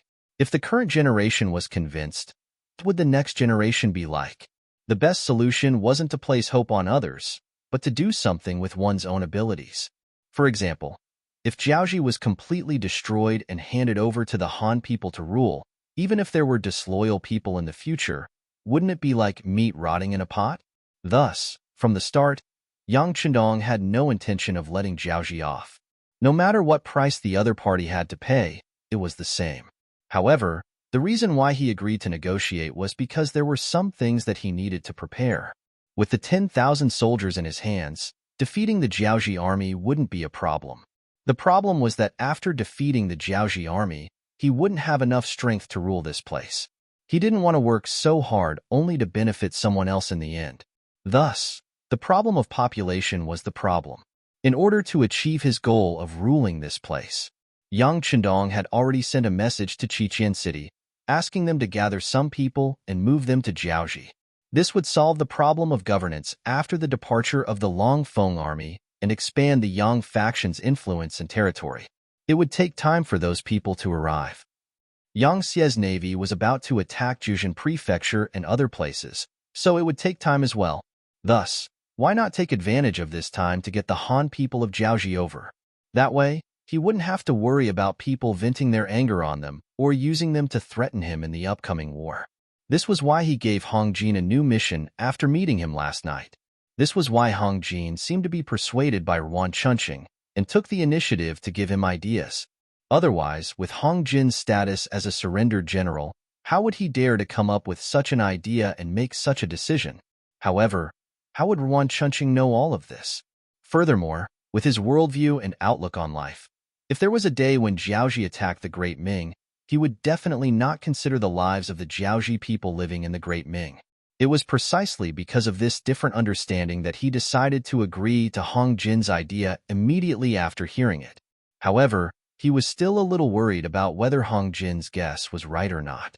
What if everything was what they thought and the Duke of Zhongdong attacked them? Wouldn't that be bad? After making up his mind, Ruan Chunqing looked at Hong Jin with a burning gaze. "General Hong, are you sure that as long as we send all the Han people in the country over, the Duke of Zhongdong will sit down and negotiate with us? I'm not sure. Hong Jin shook his head honestly, but then he said, but I know that doing this can stall for time, right? And if we can stall for time, we will have time to think of a better way, right? The moment Hong Jin said that, Ruan Chuanqing's heart began to beat faster. He thought that the other party had seen through his intentions. However, when he heard the last sentence, he couldn't help but relax. Yes, doing this could indeed stall for time. Even if they couldn't think of a better idea during this time, at least this could prevent the war from happening immediately. This would give the crown prince and the messenger to the great Ming more time to prepare. Thinking that this was originally a matter with only benefits and no harm, Ruan Chunqing nodded and agreed. Okay, we will do as General Hong said. I will send someone to send a letter to the crown prince and send all the Han people in the country here. However, this is a huge project. I'm afraid that it can't be done in a year or half a year. The last sentence was said by Ruan Chunqing tentatively, because if there was really a year or half a year, the crown prince would be able to prepare. Once the iron shields and iron chariots could be manufactured, they would have a chance to fight against the mercenaries. At that time, with the advantage of the number of troops and the fact that they were fighting on their home ground, the chances of winning were not small. What? Half a year or a year? Haha, Prime Minister Ruan, don't joke around. Do you think the Duke of Zhongdong will agree? When Hong Jin heard that it would take such a long time, he couldn't help but laugh. He didn't forget that Yang Chendong set a time limit when he gave him this task last night. Ruan Chunqing didn't really expect that it would take so long. After all, the Jiaoji country wasn't big. It wasn't like the Great Ming, where it took a long time to walk from the south to the north. When he saw that he couldn't test Hong Jin, he asked in a consulting tone, then according to General Hong, how long is it appropriate to do this thing? Hong Jin didn't speak immediately. Instead, he raised his hand and stretched out 5 fingers. 5 months? Seeing this gesture, Ruan Chunqing instinctively said, no. Hong Jin shook his head. Then it's 50 days. When he said this, Ruan Chunqing had a bad feeling in his heart. But Hong Jin still shook his head after hearing this. Then, he said in an unquestionable tone, 5 days. If it's more than that, I can't guarantee that I can convince the Duke of Zhongdong. What? 5 days? That's impossible. Ruan Chunqing jumped up from the chair and said in an agitated tone. Not to mention that he originally wanted to use this matter to delay time. Even if he really wanted to do it, it was absolutely impossible to do it in 5 days. From some places in Jiaoji to Beidai City, 5 days was far from enough.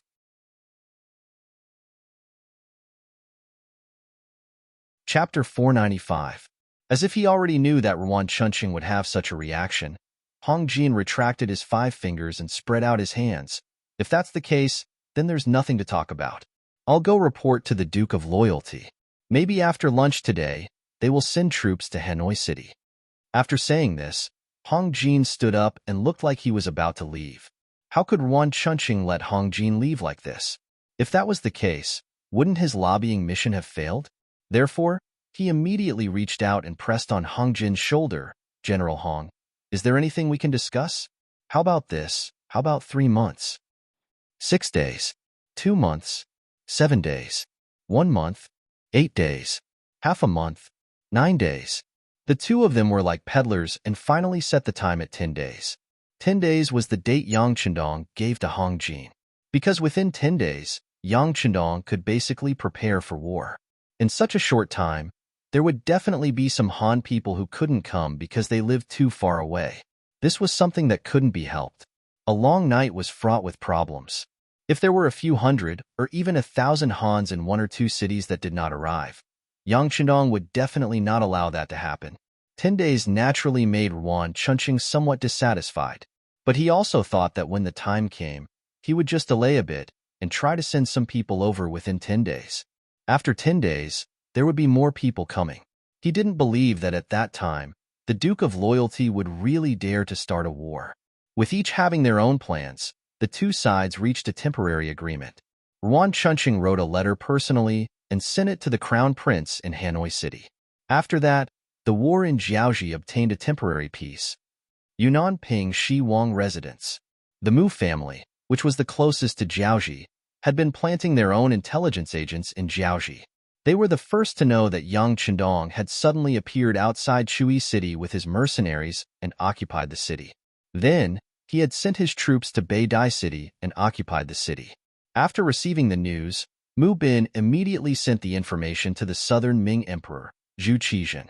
After that, he called Wang Ji, the current Right Assistant Minister of the Ministry of War, to help him analyze the current situation. Along with Wang Ji was the outstanding disciple of the Mu family. Muong was not even 30 years old, but he had been in the army for more than 10 years. This child of the Mu family, who had entered the military camp in his teens, not only had extraordinary skills, he was also abnormally brave and fierce when fighting. He became one of the young people of the Mu family that Mu Bin valued the most. The three of them were sitting in the side hall of Lord Shiping's mansion. The reason why they didn't call anyone else over was because they wanted to discuss the main point of the matter. Under such a chaotic situation, how should the Mu family make a decision? When discussing such an important matter that concerned the interests of the Mu family, the fewer people who knew about it, the better. Although Muong was still young, he was eloquent and calm in the face of trouble. It was natural to call him over. Wang Ji was even more so. As someone who had been abandoned by Emperor Yingzong, he had no choice but to rely on the Mu family. His thoughts were naturally for the sake of the Mu family. As someone who almost became the minister of the Ministry of War, he naturally had good judgment. Calling him over was a good opportunity to listen to his views on the current situation. Wang Mubin of Shiping was sitting between the two of them. He listened to their opinions without saying a word. The three of them knew about the news. Next, it was time to express their views. The first to speak was the young Muong. He first took the information and carefully read it 3 times. Then, he shook his head. This is not possible. Everyone knows how many people there are in the mercenaries. It was not easy for them to come out alive with more than 10,000 people. How could they fight their way to the inner part of Jiaoji and occupy 2 cities? They even forced their way to Hanei City? Is there a mistake in the information? It was no wonder that Muong would think this way. It was because he could not do the same thing. Although he was considered a general of the Mu clan, even if he was given 100,000 soldiers, he would not be able to do things so beautifully, let alone 10,000. The information can't be fake. This information has been verified. Mu Bin saw that Wang Ji also did not believe it, so he spoke up to confirm the authenticity of the information. As for the verification he mentioned, it was naturally the same information sent by another intelligence team. For a matter, one person's words could be wrong and could not be trusted completely. However, when everyone said the same thing, there was no doubt that it was true. Originally, Wang Ji also wanted to question this matter. Now that he heard Mu Bin's words, he quickly shut his mouth. If he still doubted it at this time, it was equivalent to doubting Lord Shiping. For him who had offended Emperor Yingzong and had nowhere to go, if he did not cling to Mu Bin's thigh, he would really become a nobody in the world. As soon as Mu Bin said this, the side hall suddenly quieted down again. Obviously, everyone needed to digest this information. Then, after waiting for about 10 minutes, seeing that the 2 beside him had almost recovered, Mu Bin opened his mouth again and asked, "Okay, now you can say whatever you want to say. There are only the 3 of us here, so you are not allowed to speak nonsense." The so-called nonsense meant that they could say whatever they wanted. Once they left the room, they would not say it again. No one would be punished for it, since they could say whatever they wanted. Wang Ji's small eyes rolled for a moment before he said, "If all of this is true, then the combat strength of this mercenary group is too powerful. This loyal duke is too ambitious." "What do you mean?" Mu Bin felt that Wang Ji seemed to be implying something. Seeing that Mu Bin was interested, Wang Ji knew that the opportunity to show off had come. He did not hold back and said everything that was in his mind. "Lord Shiping, think about it. If this is really done by the mercenary group, then how powerful is their strength? With such strength, why did it take nearly 2 months when the imperial court asked him to deal with the Huang bandits? With their tyrannical strength, they could just push forward." After a few battles, the untrained and disorderly Huang bandit army would scatter and flee in all directions. Not only that, if he really wanted to solve the emperor's problem and did his best, he could have come to quell the chaos in Yunnan after eliminating the Huang bandits. At that time, Prince Min was not powerful yet. He would have had the chance to kill them in Yunnan. Then, the current situation would not have been so complicated. In one breath, Wang Ji said a lot, which faintly revealed a fact. He had always thought that the mercenary group did not fully display their strength, but was hiding it. Then may I ask, under what circumstances should one intentionally conceal one's strength? Could it be that he was plotting something big? Or even the reverse? Did he deliberately want to see something happen? Did he deliberately want to see the chaos become bigger and bigger so that he could benefit from it? After all, anyone who had an invincible army would want to have space to display their strength. Otherwise, wouldn't the jewelry be covered in dust? It had to be said that Wang Ji's deduction did make some sense. Mu Bin had also heard those words, but even though they had already thought of this point, they were still unable to see through Yang Qindong's grand goal of wiping out Jiaoji, raising the prestige of the Han people, and dominating the world. It was not because of other reasons, but because their vision was too narrow. Although they were considered to be in a high position, their eyes were always on the Ming dynasty, and they were also in this environment. Since young, they were taught that the outside world was a barbarian land, and it was incomparably desolate. The center of the world was the Ming dynasty, and those places were pitifully poor. What was the use of occupying them? It was under such conservative thinking that Mu Bin asked such a question.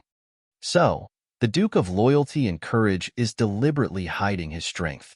But why is he doing this? What is the use of damaging Jiaoji? Does he really want to occupy that place? Although this prince has never been there, I have heard many people say that the land there is small, and there are many people there. It is very poor. Using Mu Bin's words, Wang Ji also said, of course, he doesn't want to occupy that place. There are no benefits there. The Duke of Loyalty and Courage is doing this to show off his strength. This way, others will be wary of him, and then he can achieve his goal. Goal? What goal? This time, it was Muong who asked. He. Wang Ji smiled proudly, and then asked Muong, General Mu, this old man wants to ask you. After hearing about the strength of the mercenary army, if you were to lead an army to fight him, what are your chances of winning? Muang's face turned red as if he had been asked a question. He wanted to say that he was not afraid of the mercenary army, but when he thought about the way they attacked Jiaoji, it was not something he could do. This courage dissipated in a short time, and he had to shake his head and say, if the two armies really fight, and fight with swords and spears, I'm afraid our Mu family will not be able to gain any advantage. Hearing Muang's answer without confidence, Wang Ji not only did not make sarcastic remarks, but also nodded. Let's see. Even the Mu family army does not have the confidence to win. Then whether it is Ing Zong or Min Wang, how can they talk about winning? This is equivalent to obtaining victory in terms of momentum before the battle. If they want to use this momentum to ask for something from the emperor, how can they not agree? At this point, Mu Bin, who was sitting at the side, finally seemed to have thought it through. Does official Wang mean that the Duke of Loyalty and Courage wants to be a king like this prince? There is indeed such a possibility. After all, we have received news before that the Duke of Loyalty and Courage is very persistent about the throne. Wang Ji nodded and said seriously.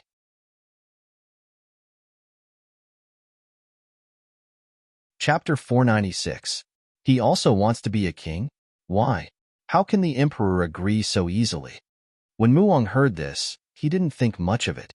The reason why the Mu family was so powerful now was because Mu Bin was conferred the title of king. However, if anyone could be conferred the title of king, then the title of king wouldn't be important, and it wouldn't bring so much glory to the family. In Muang's eyes, it was better to have fewer and fewer kings in the world. This way, the king's status would be more important, and he would have more confidence when he spoke. Muong wasn't the only one who thought this way. Mu Bin also had the same idea. He opened his mouth and added, I'm afraid it won't be so easy to be a king. Will the emperor agree so easily? Of course not. Wang Ji replied with a very certain tone. Then, as if he was afraid that the two people didn't believe him, he continued, King, General Mu, think about it. The reason why the Mu family can be conferred the title of king is because you have guarded the southwest for the great Ming dynasty for generations. In addition, your influence is only big in this place. Even if you are conferred the title of king, the emperor won't be so afraid. However, the Duke of Loyalty is different. He is young, and his influence is not only in the southern Ming dynasty, but also in Ming. If such a person is conferred the title of king, wouldn't it be asking for trouble? More importantly, if there is a war in the future, how will the Duke of Loyalty be rewarded for his meritorious service? Isn't the emperor above the king? Does the Duke of Loyalty have disloyal thoughts? Hearing this, Sheeping King Mu Bin's expression couldn't help but change again and again. Whether he has disloyal thoughts or not, no one knows. But once there is a slight possibility, we must be prepared. Presumably, on this point, Emperor Ingzong must have considered more than us and is more thorough. That's why this old man said it's not easy to confer the title of king.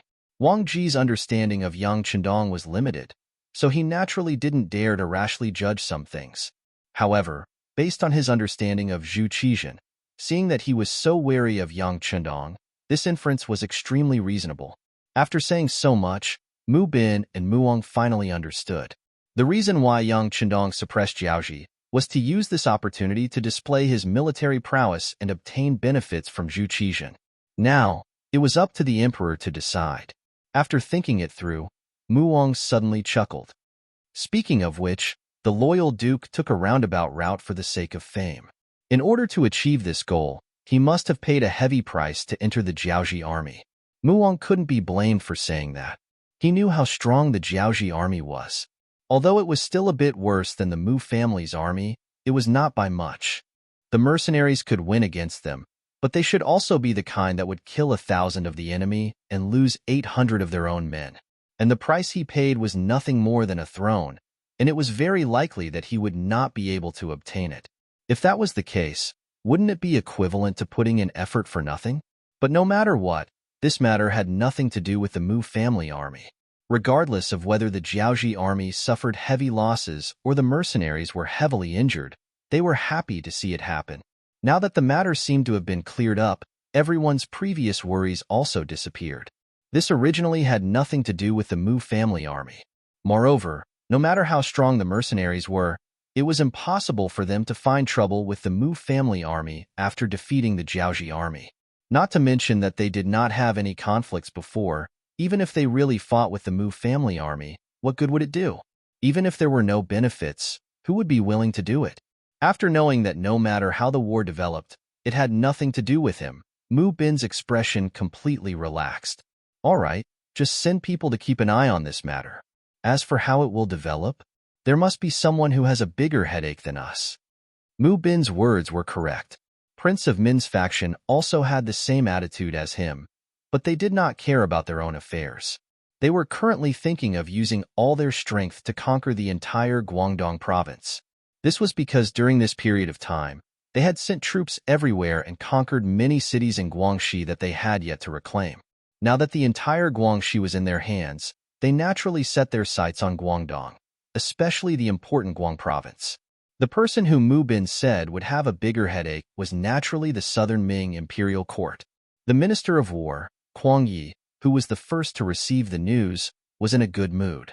When Yang Chendong left Gaozhou Prefecture and went straight to Liang Mountain, he also brought Guaning, Ma Wei, Yu Guang, and other generals out of Gaozhou Prefecture and took a detour to Guangzhou Prefecture. After a round of recruitment, in addition to the support of the imperial court, 10,000 southern Ming soldiers quickly gathered in the Guangzhou Prefecture and had a certain amount of military strength. However, it was also at this time that all kinds of news came from the front. Some were good, and some were bad. The so-called bad news was naturally that the Min King and the Miao army had attacked everywhere and finally conquered the entire Guangxi, allowing the Min King's forces to develop even more. There was even news that they were gathering troops. The next target would probably be the Guangzhou prefecture that they were in. After all, as long as they conquered this place, the entire Guangdong province would not be far from falling into the enemy's hands. For this, other than continuously strengthening the city's defenses and recruiting troops, Huang Yi continuously sent urgent documents to the capital and Nanjing to request for more support from the imperial court. Other than the bad news, there was also good news. For example, he just received the news that the Duke of Loyalty had brought his mercenaries and killed his way into Jiaoji. Not only did they pass through the complicated terrain of the Liang Mountain rainforest, but they also took over Jiaoji's Tsui City and Beiti City. The southern Ming spy in Jiaoji said that the current Jiaoji could not even take care of itself. When this news entered Kuang Ye's hands, he was so happy that he almost jumped up. Now that Jiaoji was entangled, he would not be able to think about sending troops out of southern Ming. Didn't this mean that they had one less opponent? Kuang Yi was not only old, but his thinking was also very old. In his opinion, the Min king was surnamed Zhu and had the bloodline of Emperor Taizu. The battle with the emperor was an internal battle of the Zhu family. No matter what, the world still belonged to the Zhu family. They could not let an outsider take advantage of it. Good. The Duke of Loyalty is indeed powerful. The mercenaries did not disappoint. With the news that had just arrived, Kuang Yi, who had not smiled for a long time, drank 3 large cups of wine in his temporary residence. He even called his student, Guan over to drink with him. Guan did not understand why Kuang Yi was so happy. Seeing that the drinking stopped, he asked carefully, "Teacher, this is the victory of the Duke of Loyalty. Why are you so happy?" "Why can't I be happy?" Kuang Yi, who was in a good mood, decided to teach his student well. He asked, "Tell me, if the mercenaries led by the Duke of Loyalty fought with the tyrannical Jiaoji army, who would win in the end?" Guan shook his head. The strength of the mercenaries is indeed tyrannical, especially the continuous fire guns in their hands. No matter who is their enemy, they won't be able to gain any advantages. But in the end, their military strength is too little. They can still win some battles, but to say that they can really wipe out the entire Jiaoji army is unrealistic. "That's right." Kuang Yi nodded with satisfaction and said, "According to what you said, the mercenaries will fight with the Jiaoji army until both sides suffer losses. If this is the result, it will only be good for the great Ming dynasty." At this moment, Guan finally understood. Then he said tentatively, "Teacher, you mean that this is a battle between 2 tigers? There will be casualties. Even the one who wins won't get any benefits, right?" "That's right." Kuang Yi stroked his beard and said, "Actually, I admire the Duke of Loyalty very much. A hero like him probably wouldn't appear even in a few hundred years. Even Emperor Taizu was not as good as him when he was at his age. If such a person was born in a chaotic world, he would be able to create a new country. It's a pity that he was born in the wrong time. Although our great Ming dynasty is also experiencing war, our foundation is still good.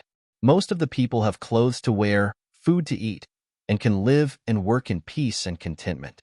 In such an environment, it is obviously impossible to have any great construction skills." Guan, who was at the side, kept nodding. He agreed with his teacher's analysis. Kuang Yi didn't seem to have finished and continued. "This old man admires the Duke of Loyalty and courage, but I also fear him. This is because young people are sometimes impulsive and do not act according to common sense. I am worried that he will have other thoughts because he has the power weapon. That is why I advise the emperor to use him while also being on guard against him."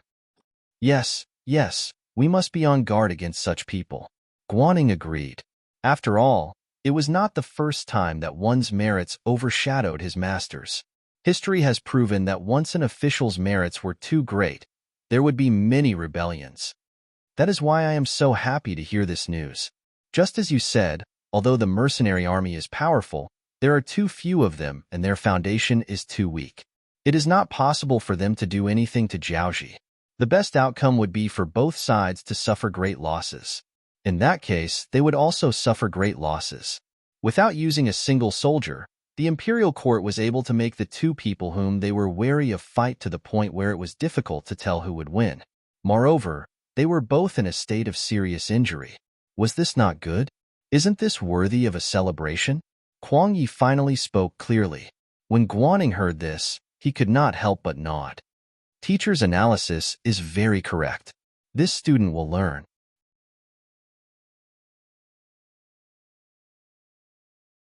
Chapter 497. Guan, you are actually very smart. Do your job well. Teacher is getting old and will retire one day. When that time comes, the Ministry of War will be under your control. Kuang Yi was so happy that he couldn't help but say what was on his mind. Guan, who was still listening to his teacher's teachings, became excited when he heard this. This was the first time his teacher talked to him about his future. In the past, he thought that Kuang Yi only cared about serving the country and didn't think about personal matters. Now, it seemed that it wasn't that he didn't think about it, but that he didn't want to express it. Kuang Yi was almost 70 years old. How many more years would he be in charge of the Ministry of War? When he retires, he would arrange for his trusted aides to take over. This was human nature. At that time, it would be time for him to rise to the next level. Thank you, teacher. Guaning stood up and bowed in gratitude. Ha ha. Kuang Ye's laughter sounded again. It seemed that from this moment onwards, the southern Ming Empire had regained its former prosperity and power. The news was still being passed around and had not reached Nanjing yet. However, when the news reached there, especially after the emissary of Jiaoji met with Zhu Qizhen, it would definitely make Emperor Zong, who had not been doing well recently, happy. However, these people didn't know that their happiness was for nothing. Everything that was impossible in their eyes was possible in Yang Qindong's hands. They had underestimated the Duke of Loyalty. Jiaoji Country, Beatty City. 9 days had passed since Hong Jin and Wan Chunqing agreed on the agreement. In these 9 days, more than 20,000 Han people had arrived at Beatty City. Among them, there were hundreds of Jiaoji spies who were hiding among them. They were dressed like the Han people. In addition, they had lived together for many years, so it was easy to disguise themselves. According to Wan Chunqing, there were at least 10,000 Han people rushing here. There were also many cities that were still mobilizing because they were too far away. All in all, Wan Chunqing was very proactive in this matter. His actions seemed to be very fast. However, Jiaoji wasn't a small country. It was impossible to complete this matter in 10 days.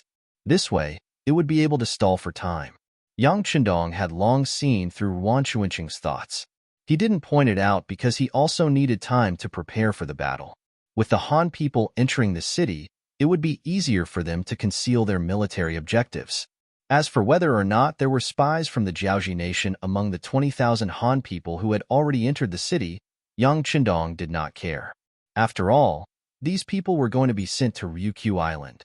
At that time, no matter who you are, after studying and living there, you will become a resident of Crimson City. On the surface, Yu Qian was in charge of the management of Crimson City. However, he was more in charge of managing the people's livelihood and the development of various factories. In fact, he was still implementing military control among the people. If one had to describe it, it was a bit like when China was established in the 60s. Every outsider who entered would be strictly checked. Even if you were a Han person, you would be disrupted after entering the city. Yang Qindong was playing this game. Under such a policy, Long Feng, the auxiliary soldiers, the militia, and even the children's regiment, as well as the residence committee, if anyone tried to do anything, they would be caught and dealt with. Even wearing a big hat on the streets was a common thing. It wasn't worth making a fuss about.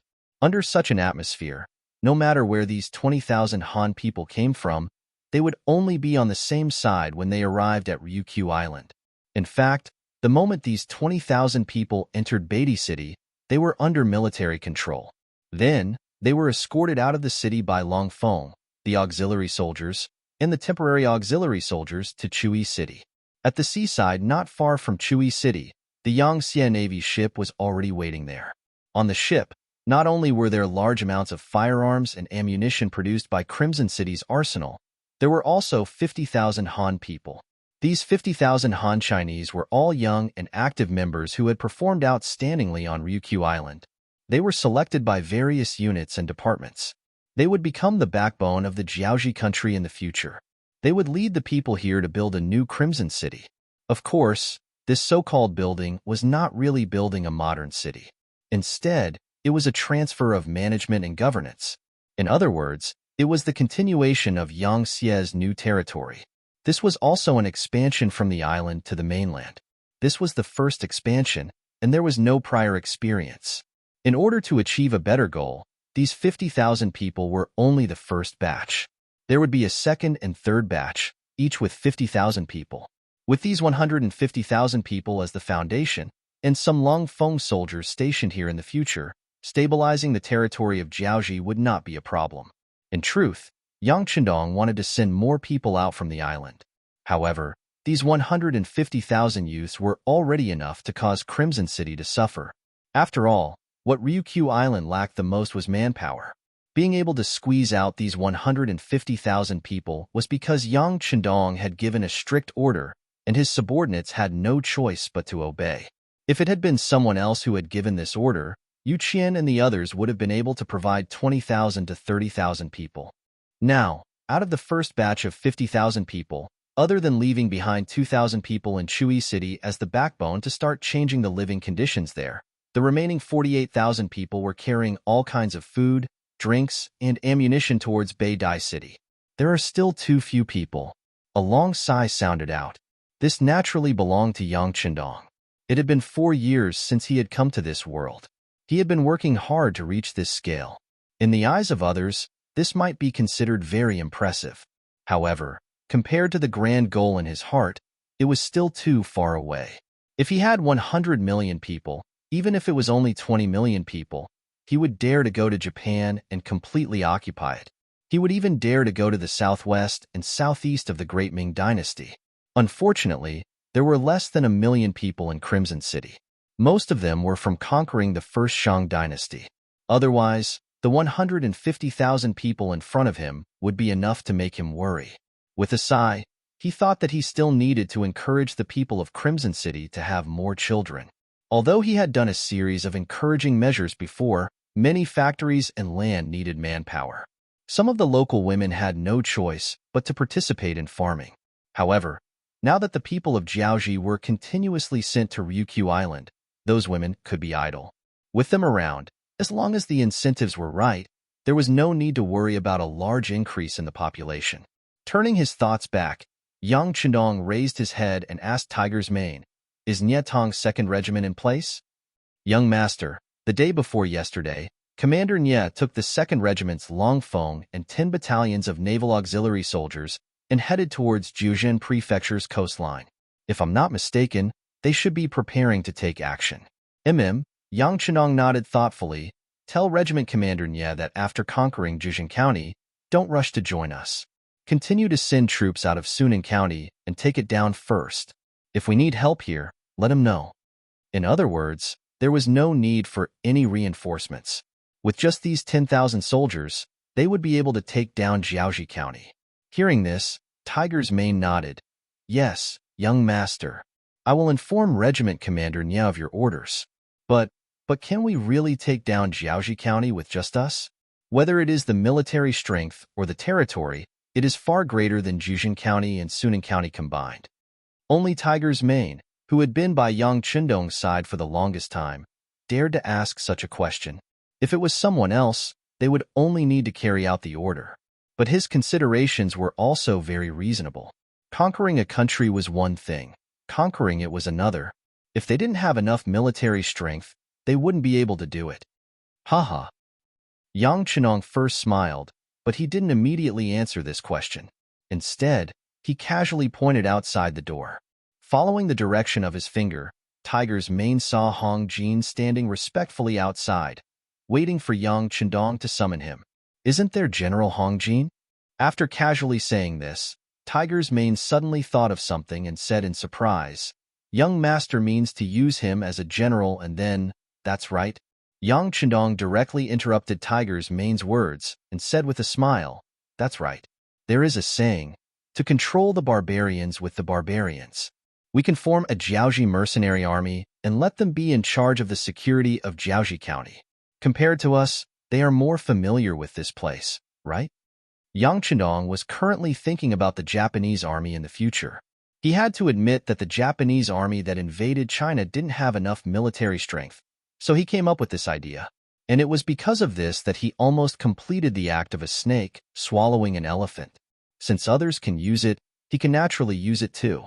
In addition, he can also send some troublemakers to Resin City. In this way, without those troublemakers, Hong Jin's pressure will be reduced a lot. After Tiger's Mane understood Yang Chendong's intention, he looked at the young master with admiration. He really didn't know how the young master's brain worked. How could he come up with so many good ideas? Just like using the Jiaoji mercenary army to govern the Jiaoji people, he wouldn't have thought of this even if he was beaten to death. It wasn't that Tiger's mane was stupid. It was just that no one had used this method before, so naturally, he wouldn't have thought of it.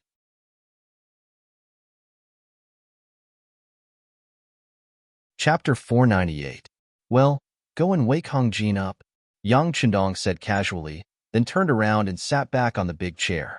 In front of Tiger's mane, he could do anything he wanted, but in front of a surrendered general like Hong Jin, he had to maintain his dignity. What was a superior? Not only did he have an imposing manner, but he also had to learn all kinds of methods and use all kinds of environments to enhance his imposing manner. Once he did it well, it would give his subordinates a lot of psychological pressure. When he issued an order, there would naturally be no second opinion. Not long after Yang Chendong sat down, Hong Jin came in under Tiger's mane's lead.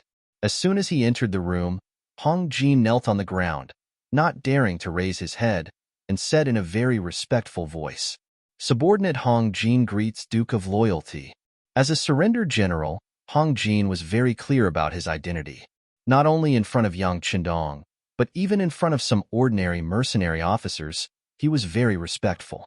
Therefore, for a long time, no one really made things difficult for him. Originally, under the leadership and teaching of Yang Chendong, the mercenaries were very particular about the equality between officers and soldiers.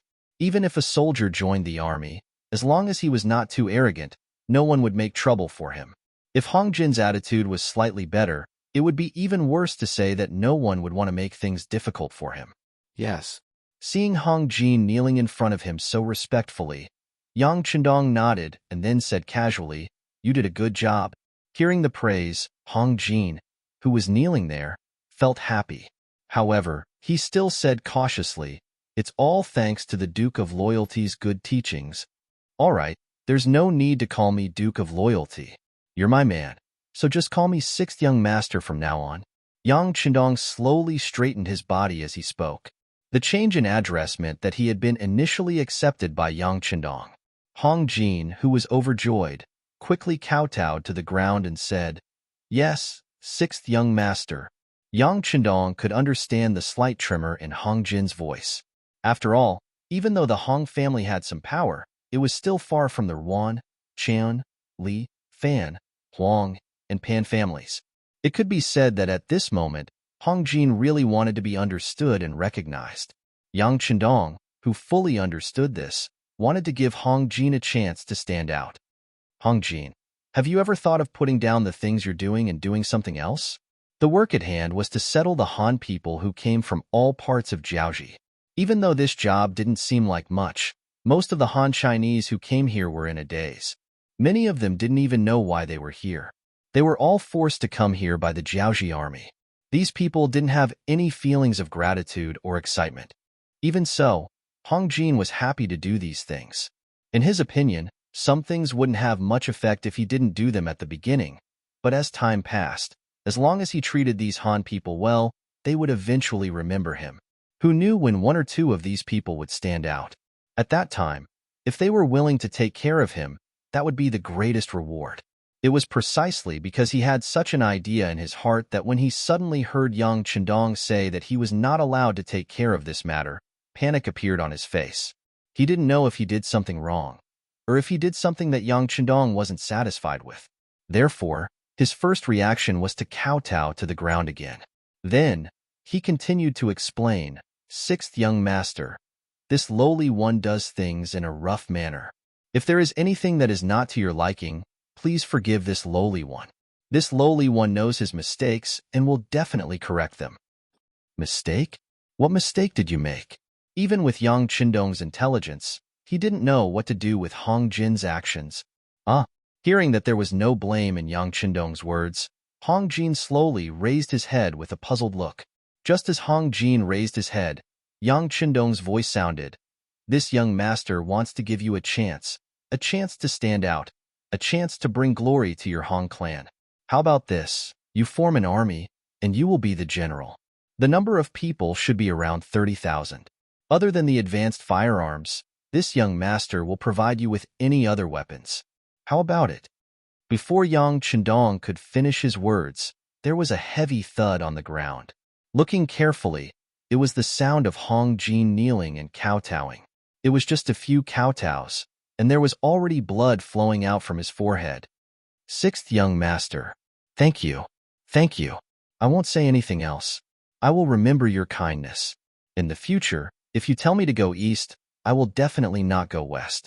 The Hong clan will also follow the sixth young master's lead for the rest of my life. It was no wonder that Hong Jin was so emotional. He had worked very hard since he was young, and that was why he had the chance to become Wan Gungwang's deputy general and lead an army alone. Although he failed in the end when he faced the mercenary army, didn't he do all this for the sake of bringing glory to the Hong clan? Now, the usually strong Jiaoji army was so weak in the face of the mercenary army. If things went wrong, Jiaoji would be in big trouble. It was hard to say if the Hong clan would be able to survive. And it was at this time that Yang Qindong allowed him to form his own army. Such a huge contrast was equivalent to a person who was so poor that he couldn't afford to eat suddenly finding a 10 million check in his bowl while begging for food. How could he not be excited and filled with gratitude? Hong Jin knelt there with tears of gratitude on his face. Then, he kept swearing. Yang Qindong saw all this, but he wasn't moved. He didn't really want to pity anyone, because when he thought about how the Han clan would have to be slaves for a few hundred years if it wasn't for his appearance, he was furious. Back then, did anyone pity the Han clan? Of course, the answer was no.